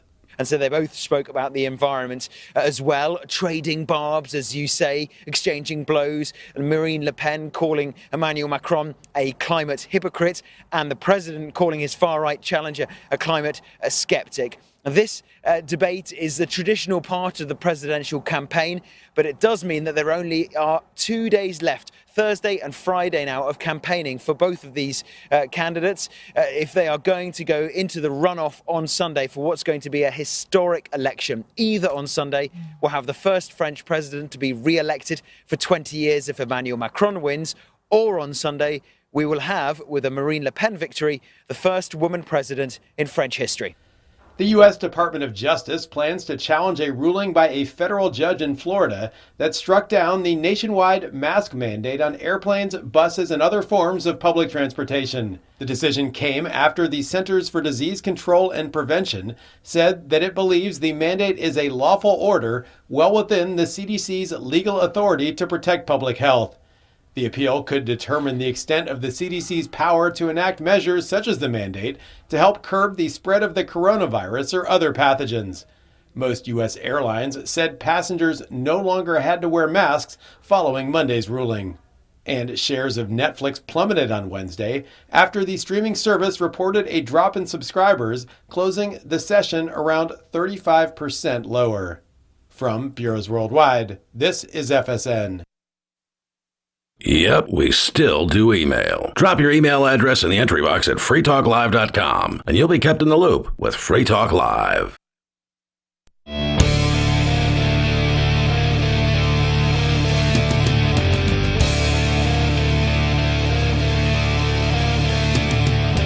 It's Free Talk Live, and you can join us 603-283-6160 if you'd like to weigh in. We're talking about streaming services here, so I'd be sort of remiss if I didn't mention Odyssey, which is the video streaming service that we're on, that we prefer. We're on a number of video streaming services, and you know, these social media streaming services, I don't know what the term would be for them, but it's more like user-generated content services, I guess. Mm-hmm. There's a fundamental difference between like YouTube and Netflix and Twitch. Do other social media platforms have those? Or just YouTube? Well, they're all sort of user-created content. Like Twitter doesn't create any content. Facebook doesn't create any content. It's all user-generated. Mm-hmm. So maybe that's the distinction. But Odyssey, if you're sick of getting censored on YouTube or Twitch or wherever, or DLive, check out Odyssey. You can find our channel there at video.freetalklive.com. That'll take you directly to it. And there, as long as you're not, putting up pornography or whatever, you can pretty much do whatever you want, and they're not going to censor you. Odyssey does have the ability to censor you, but they tend to have a very light touch, and they don't censor people over political opinions or saying things that just happen to be unpopular. Check them out. Our channel is video.freetalklive.com. More than 1 million channels have been created over at Odyssey of people who are just sick of getting censored by YouTube. Because, that's something, we're going on a record for the last several years, I think, of how long we've been on YouTube without getting a strike. I thought it was funny today. I was in the kitchen and LRN was playing in the radio in my kitchen, and I heard the commercial where Ian says, "We have 2 strikes on YouTube, and we could be taken down at any moment." I was like, wow, I've been hearing that for 2 years now that I think about it. We have been taken down multiple times. Oh, yeah, we got taken down temporarily during that time. That's true. Multiple times temporarily. We probably do still have 2. No, well, we wouldn't be streaming if we were still at 2 strikes. Yeah. So we're back down to 1, presumably. Yeah, whenever we're at 2 strikes, we just wait until we get down to 1. That way, if we get another strike, we can stop streaming and then come back later after a couple months or whatever. It's stupid that we even have to do that, man. But that's some people still watch us there for whatever reason. Y'all haven't made the trip over to Odyssey, but they absolutely should. Because people will destroy them when they say dumb things about cryptocurrency on Odyssey. Oh, yeah, that's true. Well, we don't want those idiots coming to watch us. Those are the only people watching us on YouTube, I think. They do. Whenever we get banned on YouTube, they all jump over to Odyssey. That's true. At least the ones commenting are all trolls that hate cryptocurrency. Let's go to the phones. We have Law Dog who is calling. Law Dog, you're on Free Talk Live. Hey, thanks for taking my call, guys. Yes. Hunter Biden immunity. He was asking for help and trying to save his life. That's the only reason I can think of that he dropped that laptop off there and never returned to pick it back up. And it's possible he dropped the laptop off, but he was so high he forgot where he dropped it That's off. what I was going to suggest. This is a dude who was notoriously on crack and crystal meth. The odds of him even remembering the place that he dropped this laptop off seem pretty low. Was it a repair shop? Wasn't it a repair shop where he dropped it off? It wasn't a pawn shop, right? I think it was a repair shop. It was a repair shop. Yeah, okay. If he never returned to pick it up, maybe it was because he was afraid that would be admitting it was his, and he was hoping. It could be that, but they had to give him a name when he dropped it off. I don't know the story, so. Occam's razor suggests that the simplest answer, all things being equal, is usually the correct one, and the simplest answer is that this is a dude who was on crack and crystal meth, dropping off a laptop for whom money was no object. Right. Probably just went, I don't remember the name of the shop. I'll just buy a new laptop. Yep. I don't think Law Dog is still with us anymore, but other than that, I don't know anything about immunity or Hunter Biden and he seems to be taking the perspective that Hunter Biden, this was a cry for help. He knew that it would come out, and people would save his life. They'd be like, "Hey, no, you need to check yourself into rehab." We don't know because we lost him, but that seems to be what he was getting at. Because I haven't heard anything about immunity or his life being in danger or anything like that. But it wasn't just him doing crack. It was, according to Kim.com, things that are so disturbing that his people going over it have to keep quitting or quitting or taking breaks because it's so disturbing what he's doing to little kids and stuff like that. So I don't see somebody being like, yeah, I'm just going to let this go public so hopefully somebody will give me help. It'd be one thing if it was just him doing crack. Apparently it's him being a pedophile. I wouldn't put it past him. I mean, his dad is pretty creepy. I'm not saying that Joe Biden is a pedophile, but I'm saying... Sure looks like it. The dude sniffs little kids. Like, he's on video. Something's wrong there. Groping and sniffing a weird amount of kids. It's not just like a coincidence. Yeah, well, I mean... Yeah, and the groping, yeah, that's true. Sniffing one kid is weird. Sniffing multiple kids... That's a habit. And that's a bad habit for the president of the United States. When you know there's cameras everywhere, too, it's like you can't stop yourself. Well, that just shows you how brazen this man is. He knows that he is so protected that he can get away with literally feeling up children and sniffing them while being watched. I can't believe that we're having this conversation. It's just, every time it comes up, it just amazes me that the American people are so desensitized. They knew this crap when they elected him. Well, like my grandma, who's a hardcore Democrat in California, said, he's not our first option, but we have to get rid of Trump. You show me a video of Donald Trump sniffing little kids, and I will give you that one. I was like, all right, you know, all things being equal, they're both sniffing kids. Sure, Biden is probably a little bit less likely to go crazy than Donald Trump. And that's because Biden is already crazy. He's already senile, and he's senile in sort of the harmless old man. It's like he's crazy in the way of you have to make sure he didn't walk into the grocery store and, you know, use the bathroom everywhere because he thought he was at home in his mansion in the restroom. Like, he's the kind of harmless crazy. Like, hopefully he's harmless. Yeah, he's walking through the garden asking, you know, wow, this is the Amazon rainforest is small this year or whatever. That kind of crazy. Hopefully it's just that. And I don't think Trump was even that crazy, but, you know, if he's out there sniffing kids, okay, I don't want that as president, whether it's Biden or Trump. But Trump at least wasn't wandering around confused and shaking hands with the air. Dude, that was so sad, though. And he wants to run for another term now. Yeah, I thought that was really sad too, but our co-host, nobody pointed out to me, it would be a lot less sad if he wasn't such a horrible person. That's a great point. He's been a horrible person his whole life, and I don't really care if he goes senile and dies. See, I don't think we should lose. Senile. He is already senile. I don't think we should lose our humanity in the process, though. I hope I never lose the ability to sympathize and, you know, empathize with one of these people, regardless of what evil things they've done. They could still be forgiven, and they're still a human being, just a horrible human being. So I was still laughed. Don't get me wrong. I laughed when I saw the Biden thing, but part of me was like, that's so sad. Yeah, so, I feel the same way. That's about the only perspective I can really take with this. That yes, I feel bad for him on a human level, but at the same time, I can still laugh about it. Because it is really funny. And the Easter Bunny thing. Did you see that one? No, I didn't see that. I heard something That was hilarious. Ian made me aware of this one. There's 2 different videos of it from different perspectives, and you can find it. It's not hard. Of Joe Biden mumbling about Pakistan and Afghanistan. Probably doesn't know the difference between the 2 places, right? They're just Istans in his mind.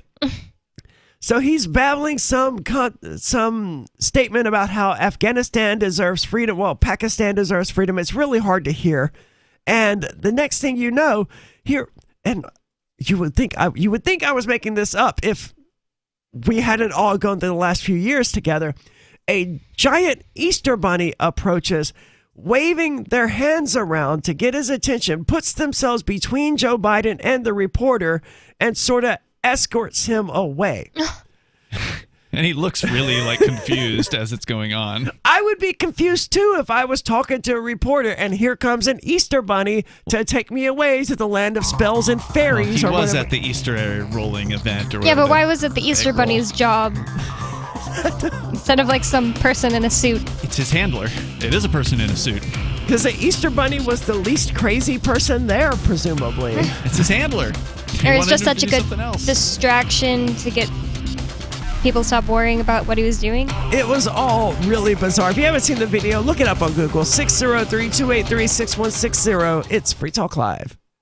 Don't worry about things you can't control. Isn't that what they always say? But it's about impossible to avoid worrying about what's going on these days. The government has used the war on guns, the war on drugs, and the war on terrorism to tear our Bill of Rights to shreds. But you can fight back. The 10th Amendment Center has proven it, racking up major victories. For example, when the U.S. government claimed authority in the NDAA to have the military kidnap and detain Americans without trial, the nullifiers got a law passed in California, declaring the state's refusal to ever participate in any such thing. Their latest project is offnow.org, nullifying the National Security Agency. They've already gotten model legislation introduced in California, Arizona, Oklahoma, Missouri, and Kansas, meant to limit the power of the NSA to spy on Americans in those states. We'd be fools to wait around for the U.S. Congress or courts to roll back Big Brother. Our best chance is nullification and interposition on the state level. Go to offnow.org, print out that model legislation, and get to work nullifying the NSA. The hero Edward Snowden has risked everything to give us this chance. Let's take it. offnow.org. Looking for a great real estate investment? Consider New Hampshire, which is ground zero for the Liberty Movement. Your first call should be to Mark Worden from Porcupine Real Estate. He's more than just a real estate agent. He's your New Hampshire concierge. Where are the best places to live? Do you want farm, city, the burbs, or forest? Do you want a duplex or multifamily building so that renters pay your mortgage? There are homes in all price ranges in New Hampshire, and Mark can help with financing too. Invest in Liberty and property. Mark Worden can help. PorcupineRealEstate.com. There are lots of ways to listen to Free Talk Live. Our podcast has been around since podcasts began, and now the FTL feed is loaded with content besides our full show archives. Did you know that we make it easy for you to customize your podcast subscriptions? We have different feeds, one that includes only our full shows, one with just the Daily Digest, and our main feed that includes everything. You decide what you listen to. It's quick and easy to customize your feeds at feeds.freetalklive.com. That's feeds.freetalklive.com. Why did you move to the Shire? I moved here to the Shire because there's other people around who take liberty just as seriously as I do. I moved to the Shire because I saw videos of people challenging authority and thought that I could get support myself. It called to me, like, do this right now. I wanted to be around people like me who got it, and once I got here, I knew there was nowhere else that I wanted to be. I've always wanted to change the world, so I moved to the Shire to join people who were actually working towards doing the same thing. The people here are awesome, loving, and positive. It was for the adventure and for the feeling of something important is happening here, and I just wanted to come to sort of be part of that. Visit ShireSociety.com to read and sign the Shire Society Declaration and learn the reasons why, if you love liberty, you should immigrate to the Shire. Plus, connect with others via the forum at ShireSociety.com. That's ShireSociety.com.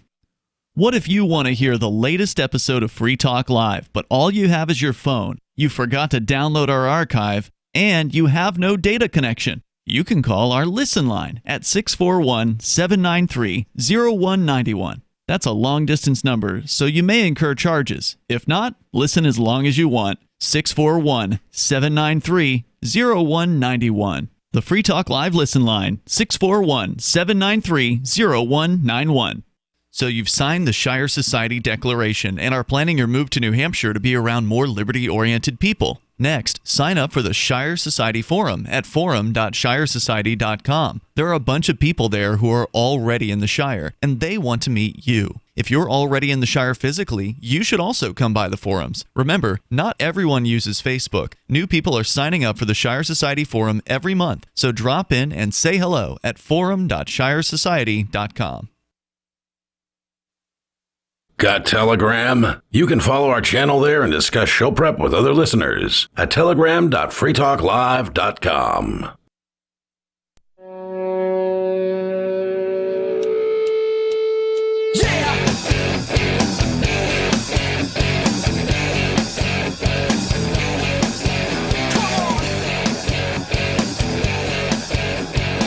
It's Free Talk Live. Going into the final segment here tonight, there's still time if you want to join us, 603-283-6160. But with you in the studio tonight, it's Aria. It's Ian. And Bonnie. And we've been talking about Netflix here, just the general decline of Netflix. And, you know, I don't think that Netflix is going to die. I don't think it's going anywhere anytime soon. I mean, there's still a Blockbuster. There's still, I think, a few Kmarts. A Blockbuster. 3 Kmarts. But they're still there, right? But they're a shadow of their former self, but they're still there. Yeah. But they still exist. There's still Radio Shack.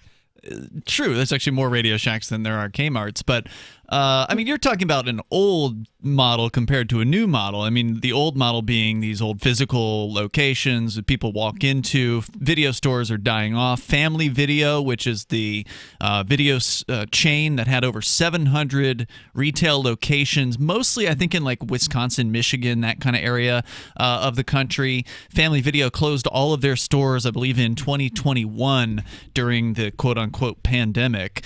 And this was after them being lauded for being still amazingly in business just a couple of years prior to that. I remember reading a story in detail about Family Video. So they were the largest remaining video chain in the United States. And there may be a scatter of little one-off local video stores that still exist, but that's a model that is definitely on its way out. But see, I think Netflix is on its way out as well, because you said that Netflix is like a new model of doing business. It was, but then the old model came in and said, no, we're going to go back to doing it this way. We're going to have all of these different places that you have to go to in order to get your movies. What you're saying there is that because of intellectual property law, that all the companies that were the creators of some of this product, you mentioned Paramount, there's, what is it? HBO NBC, HBO, these people, they've all launched competitors to Netflix. So Netflix had it on Easy Street for a little while, where they were the big kid on the block and they were the top dog, and they are still probably the top dog. I don't know, how many subscribers does Hulu have? How many subscribers? It would be interesting to see a breakdown. That would be interesting. Of who's got what. But these other companies are coming in and they're starting to eat Netflix's lunch, and they're starting to, to take away some subscribers. Of course, as you pointed out, Ari, I think it was on the air yesterday, you said that you subscribe to $60 worth of different subscriptions. You got a handful of different places that you're buying, and that used to be. I said, dang. Yeah, and that used to be the price you'd pay for a low-tier cable system package. Interesting. So that's your point, I do have right? the top 12 streaming platforms here, and I'm curious how many of these I'm subscribed to. I have Netflix. And when was this published? Just curious. Does it say? I'm sure it does if I go all the way back up. I scroll down to see who was the number one. November of 2021, so it's not very fairly old. Recent. Within the last 6 months or so. Number one, of course, is Netflix at 213.5 million. So they're claiming 220 million now. So it's so they actually have more subscribers now than they did back when this was released. Number two would be Amazon Prime Video. Okay. I'm also subscribed with to them. 175 million, I think it said.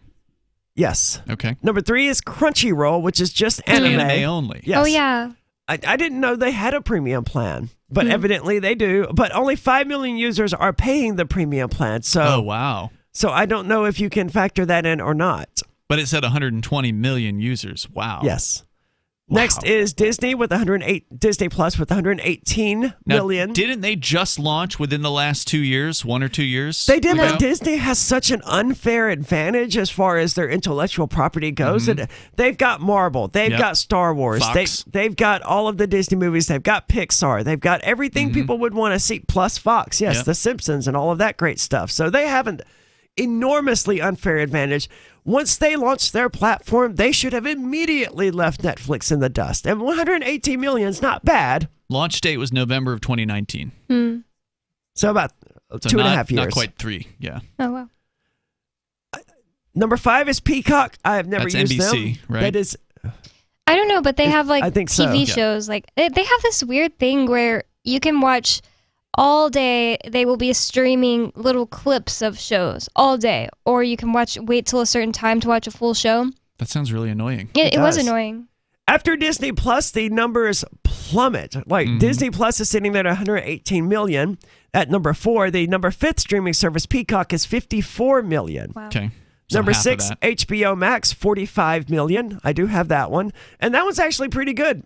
Hulu, surprisingly, this low on the list, 42.8 million. Interesting. Wow. And that's surprising because Hulu does have a fair number of shows that I prefer Park. watching. I would always keep them because they had South Park, Dexter's Laboratory, Powerpuff Girls. They have South Park as well as Rick and Morty. I would assume that alone would have put them higher. Now, do they have a free tier on Hulu, or is it pay only? Ooh, that's a good question. I know they have free tier. I don't think they have a free. I think it's like $6 or $11. Like they have an ad-supported tier. Apple TV Plus, 19 million. Never used That's it. nothing. Yeah, Discovery Plus. I don't even know.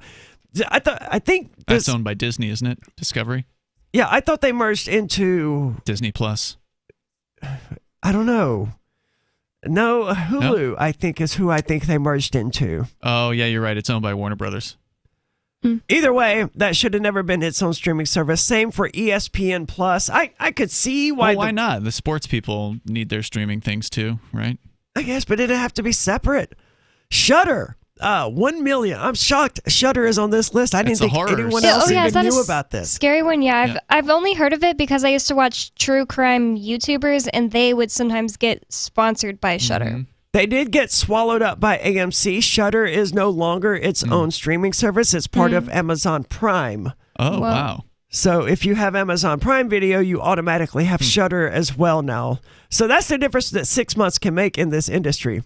Number 12 is Paramount Plus, which I think merged with another one of these as well, which is a good idea. Right, at least for me as a consumer, to have more of these merging. Unfortunately, when they do that, the price also goes up. Yeah, I mean, if you get the top 10 of these things, you're probably paying over $100 a month, right? For probably all these channels. The top 10. Shudder, well, Shudder isn't top 10, but Shudder is free, and there are free alternatives. ESPN Plus maybe has a free platform. I have no idea. Discovery seems like the kind of thing that would be free, or at least have an ad-supported version. And the fact that there are 12 million. That there are 12 of these streaming services to even be ranked in the first place is kind of highlighting the problem that we're talking about, which is that there are Boomerang too many of these one. things. I got the Boomerang one time. I'm showing my affinity for cartoons on here. That's what I was about to ask. Was it Boomerang? They were like a competitor to Cartoon Network, right? It would come on late at night during Cartoon Network sometimes, kind of like, I think they were like sister companies or something. Hanna-Barbera owns it, I think. So yeah, it would be like sometimes late at night a Scooby-Doo would come on, like an old one from Boomerang, stuff like that. I feel I love cartoons as well. I mean, most of what I watch is going to be a cartoon, but it's going to be stuff that was designed for adults, like Aqua Teen Hunger Force or something along those lines. I like King of the Hill as far as adult ones, and Bob's Burgers. I never got into Bob's Burgers, but I did like King of the Hill. I mean, that was a classic, right? King of the Hill. That was Mike Judge, same guy who made Beavis and Butthead. Yeah. I've never seen Beavis and Butthead, but I've always wanted to. I just never think about it. There is an early prototype of Hank Hill in a lot of Beavis and Butthead's episodes. Their neighbor? I've seen that. I've seen like clips of him. It's really funny. It's the same voice. Yeah, it's the same guy. And he made his way into Mike Do Judge. America. Which Who? Do America, Beavis and Butthead Do America. If you're ever going to watch like one Beavis and Butthead thing, that would be the one thing to watch is their movie Do America. I think there was another movie they did recently, or a reboot of the show. I don't remember now because so many things are being rebooted.